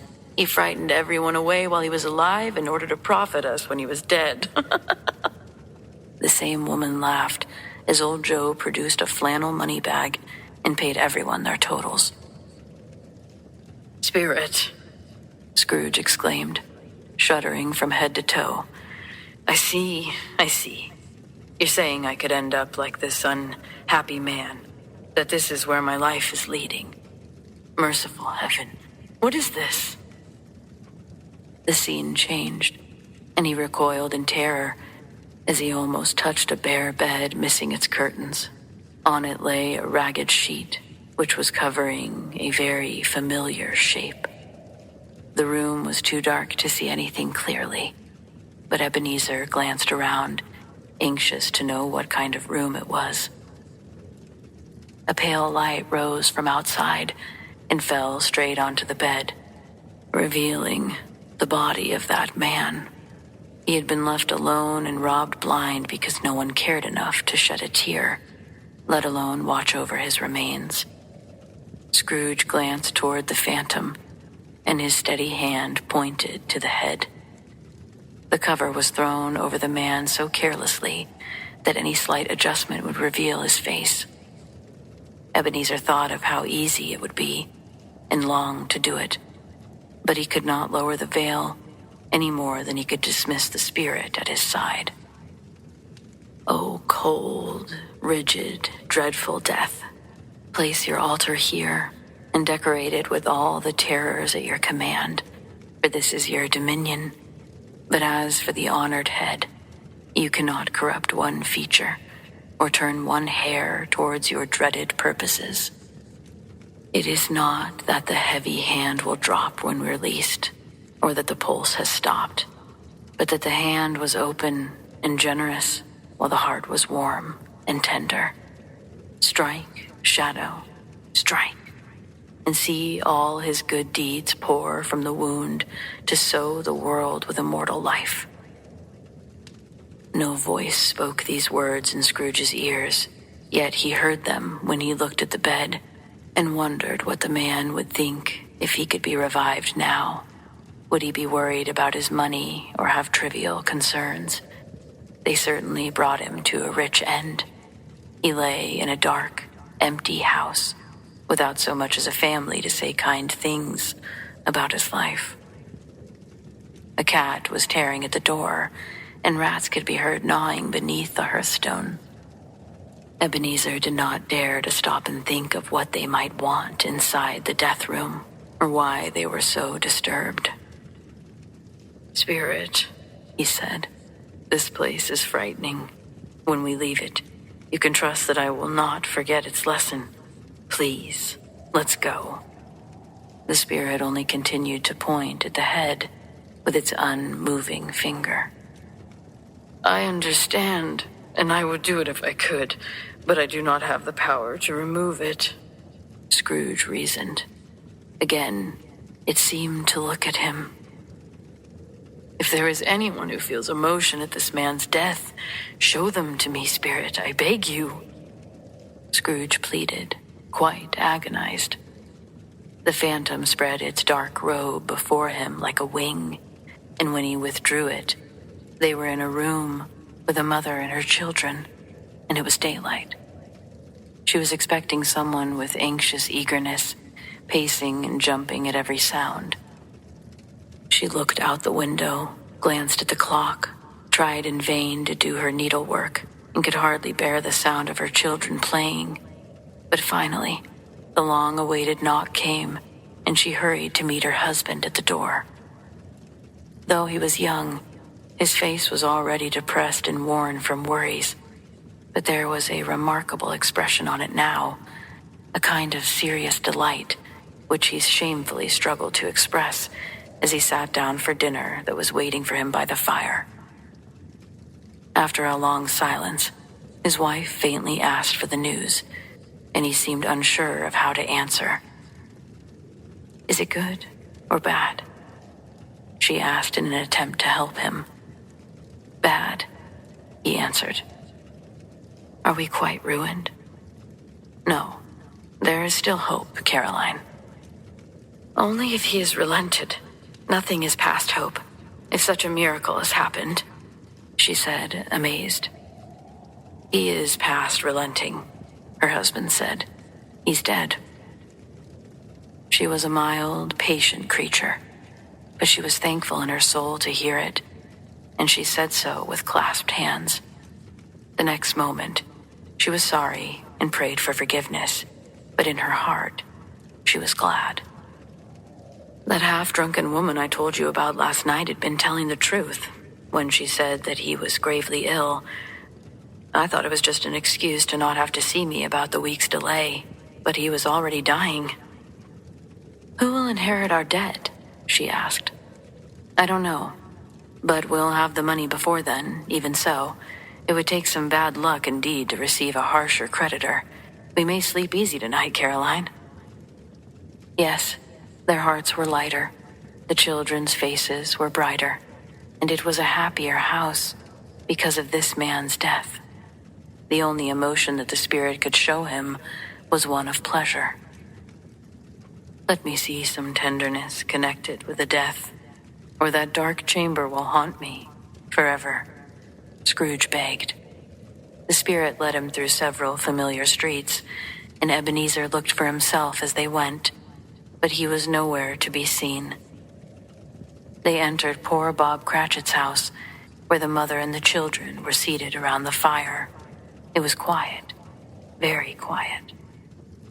Mrs. Cratchit and her daughters sewed while the little ones sat as still as statues in the corner, watching Peter read a book. "And he took a child and set him in the midst of them." Where had Scrooge heard those words? It wasn't in a dream. The boy must have read them aloud as he and the spirit entered. Why did he stop?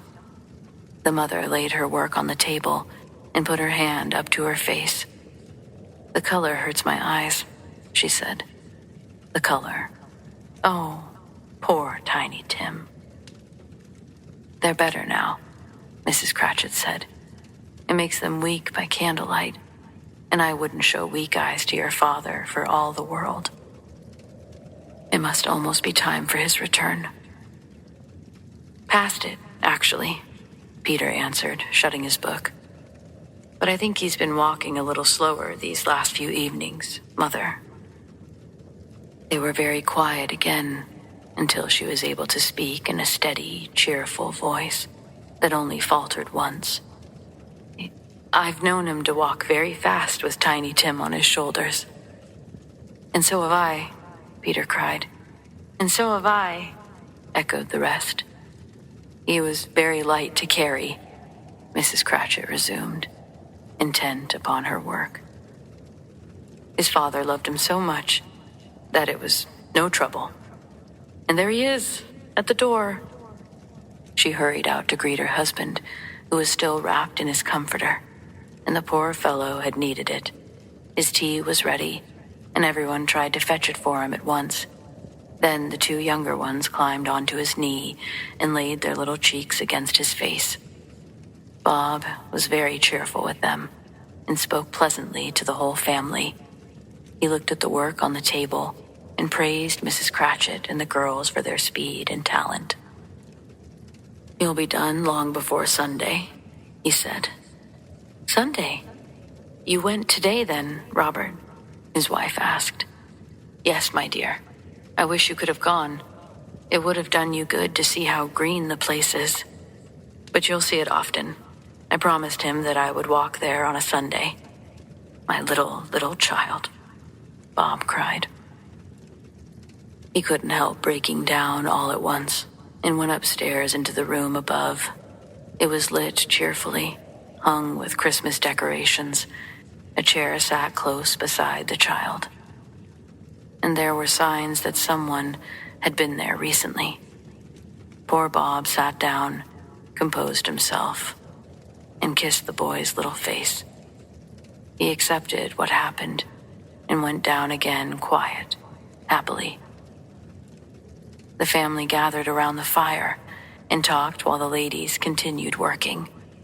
Bob told them of meeting Scrooge's nephew in the street and his extraordinary kindness. Though we had scarcely met the once, he saw that I was looking a little down and asked what was wrong. When I told him about our boy, he said, I'm heartily sorry to hear it, Mr. Cratchit, and heartily sorry for your good wife. Though how he knew that, I don't know. Knew what, my dear? Mrs. Cratchit asked. That you were a good wife, Bob replied. Everyone knows that, Peter exclaimed. Well said, my boy, Bob cried. I hope they do. Then Fred gave me his card and said, This is where I live. Please come to me if I can be of any service. And I was grateful, not because of anything he might do for us, so much as his kind words. It really seemed like he had known our Tiny Tim and grieved with us. I'm sure he's a good soul, Mrs. Cratchit said. You can be sure of it, my dear, Bob returned. I wouldn't be surprised if he got Peter a better apprenticeship. Listen to that, Peter, Mrs. Cratchit said. Soon Peter will fall in love and start his own life, one of the girls cried. Go on now, Peter retorted, grinning. It's just as likely as not, Bob said. There's plenty of time for that, my dear. However, and whenever we part from one another, I'm sure that none of us will forget Tiny Tim, will we? Never, Father, they all cried. And I know that when we remember how patient and kind he was, we will not easily quarrel amongst ourselves, Bob said. No, never, Father, they all cried again. I'm very happy, Bob said. Very happy. His wife, his daughters, and the two youngest Cratchits gave him a kiss, and Peter shook his head. Spirit, Scrooge said. Something tells me that our time together is coming to an end. I'm not sure how I know it, but I do. Tell me who it was we saw lying dead. The ghost of Christmas yet to come took him as before, only at a different time, There seemed to be no order to these later visions, except that they took place in the future, into the company of businessmen, but not himself. The spirit did not stay for anything, but continued forward until Ebenezer asked it to wait for a moment. This court for which we now hurry is where I worked for a long time. And there's the house. Let me see what I will become. The spirit stopped. Its hand was pointed elsewhere. The house is over there, Scrooge exclaimed. Why do you point away? The inexorable finger remained fixed, and Scrooge hurried to look inside his office window.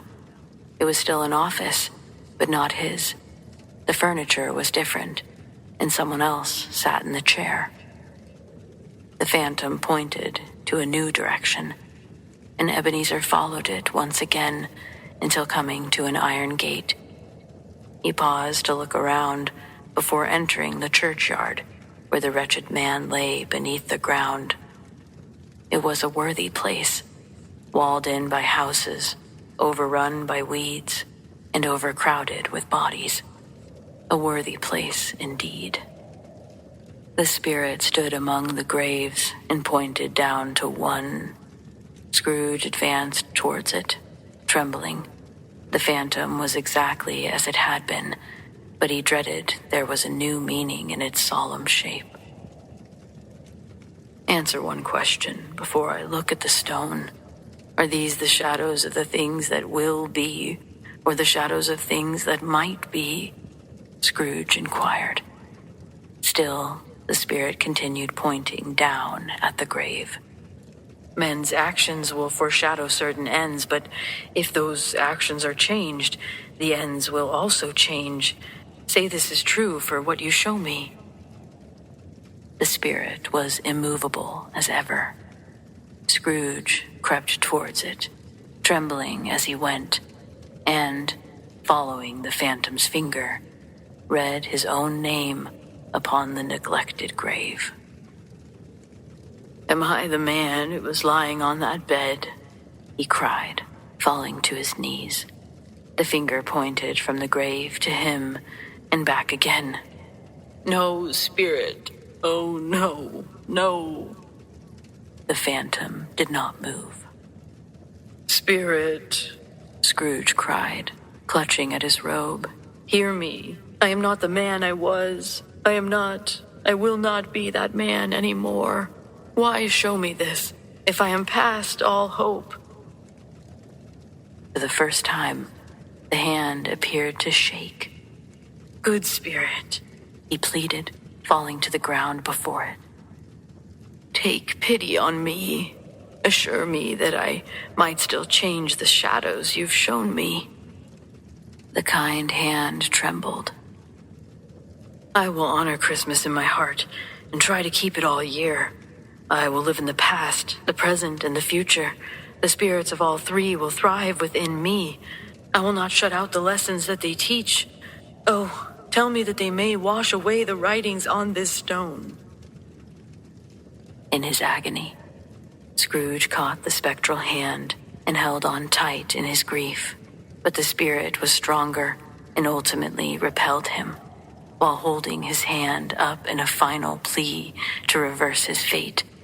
The phantom shrunk, collapsed, and dwindled down into a bedpost.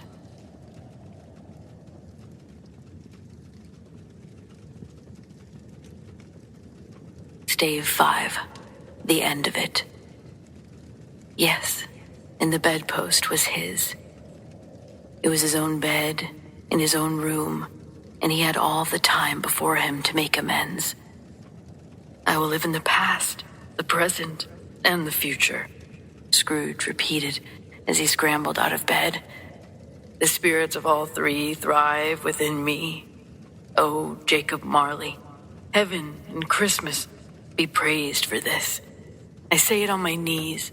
Old Jacob, on my knees. He was so flustered and so filled with good intentions that his broken voice scarcely worked. He had been sobbing violently in his confrontation with the spirit, and his face was wet with tears. They are not torn down, he cried, taking one of his bed curtains into his arms. They are still here, rings and all, and I am here. Those shadows may be dispelled. They will be. I know they will. All this time, he was busy with his clothes, turning them inside out, putting them on backwards, and tearing them.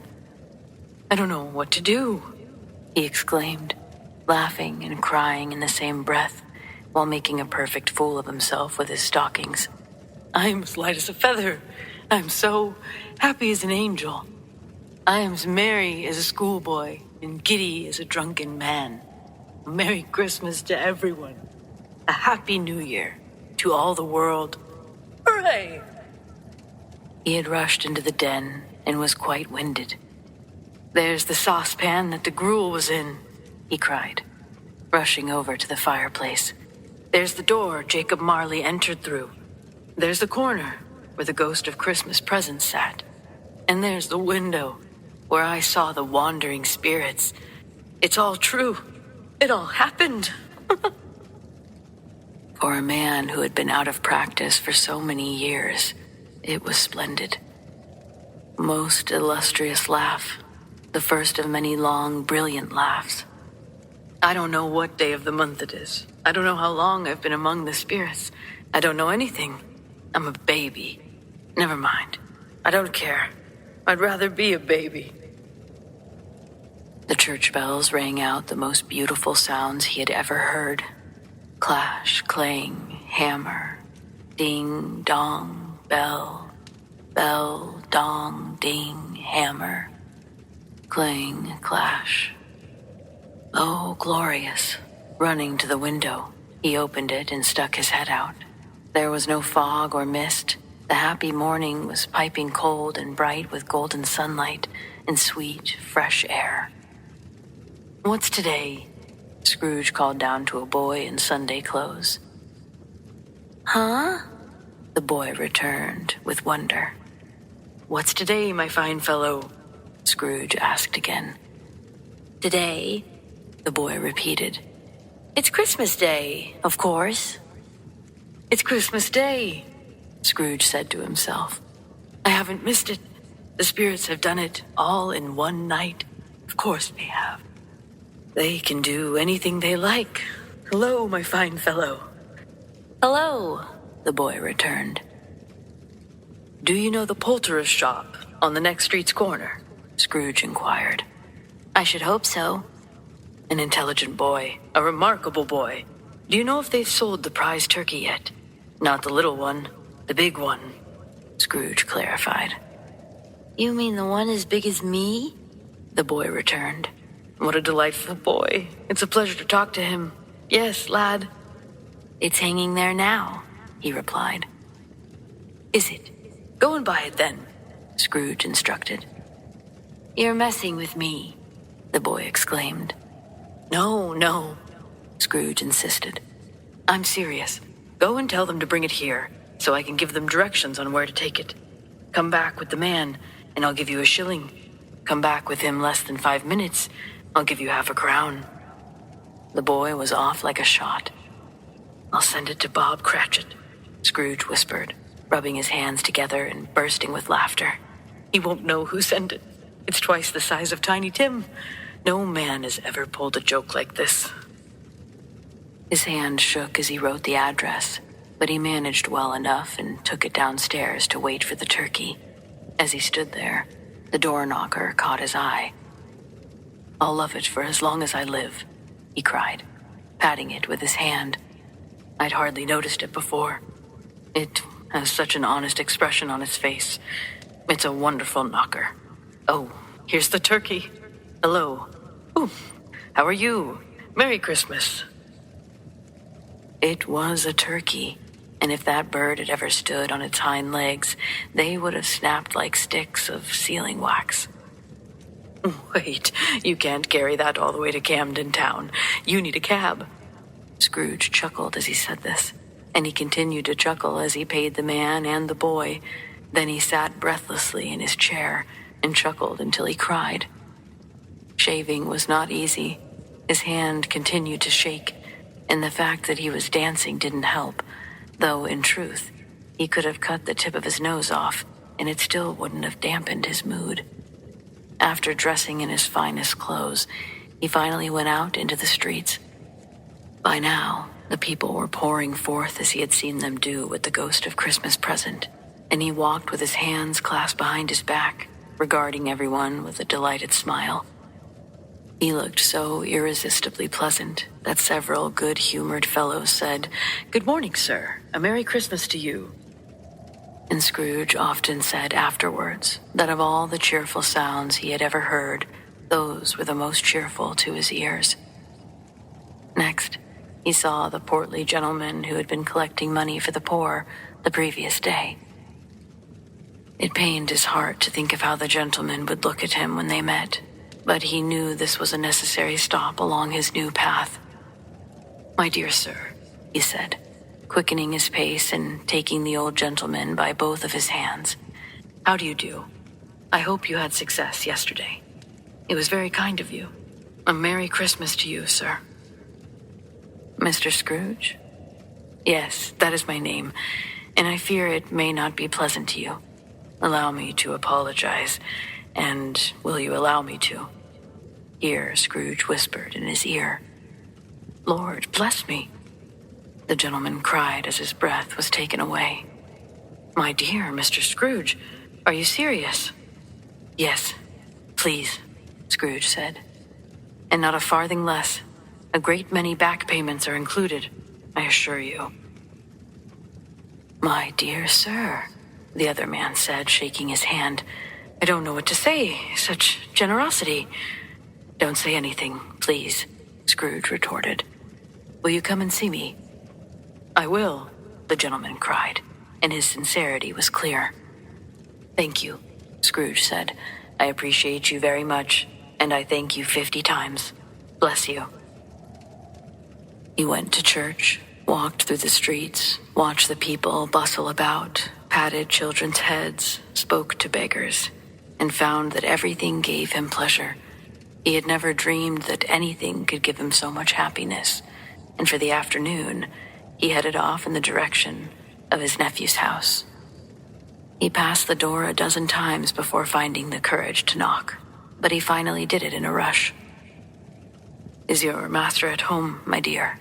he asked the very nice girl who greeted him. "Yes, sir." "Where is he, my love?" Scrooge said. "He's in the dining room, sir, along with the mistress. I'll show you upstairs if you'd like." "Thank you, but he knows me," Scrooge said with his hand already on the dining room doorknob. "I'll go in through here, my dear." He turned it gently and slid his face in the opening. The couple was looking at the great array spread across the table. Young housekeepers are always nervous about making everything just right. "Fred," Scrooge called. Oh my, how his niece was startled. Scrooge had forgotten about how she had previously hidden away in the corner, or he wouldn't have done it. "Why, bless my soul," Fred cried. "Who's that?" "It's I, your Uncle Scrooge. I've come to dinner if you'll still have me." Still have him? It was an act of mercy that Fred didn't shake his arm off. He was made at home in 5 minutes. Nothing could have been heartier. His niece looked just the same, and so did Topper, the plump sister, and everyone else when they came. They had a wonderful party, with wonderful games full of wonderful happiness. The next morning he went to the office very early in order to catch Bob Cratchit arriving late. He had set his heart upon doing it, and he succeeded. The clock struck 9, and there was no clerk to be seen. He was a full 18.5 minutes behind. Scrooge sat with his door wide open so that he would see him enter. Bob's hat and comforter were off before he opened the door, and he was on his stool in a jiffy, scribbling away as if trying to overtake the clock. "Hello," Scrooge growled, as near to his usual voice as he could feign. "What do you mean by coming here at this time?" "I'm very sorry, sir. I'm running a bit late," Bob said. "You are?" Scrooge repeated. Yes, I think you are. Step this way, please. It's only once a year, sir, Bob pleaded. It won't happen again. I was making rather merry yesterday, sir. I'll tell you what, my friend. I'm not going to stand for this sort of thing any longer. Scrooge leapt up from his stool and poked Bob in the waistcoat so hard that he staggered backwards. Therefore, I am about to raise your salary. Bob trembled, moved a little nearer to the fire poker. For a moment, he considered knocking Scrooge down and calling the police in a straitjacket. Merry Christmas, Bob, Scrooge said, with an unmistakable sincerity, as he clapped him on the back. A merrier Christmas than I've given you for many years. I'll raise your salary, and I'll do everything I can to help your struggling family. We will discuss your affairs this afternoon over a Christmas bowl of smoking bishop. Now, make up that fire. Buy another coal scudder before you dot another I, Bob Cratchit. Scrooge was better than his word. He did all and infinity more. And to Tiny Tim, who did not die, he was a second father. He became as good a friend, as good a master, and as good a man as the good old city knew, or any other good old city, town, or borough in the good old world. Some people laughed to see the change in him, but he let them laugh and paid them little attention. He was wise enough to know that there would always be those who laughed at the good things in this world, and that those who did would be blind to their true meaning anyway.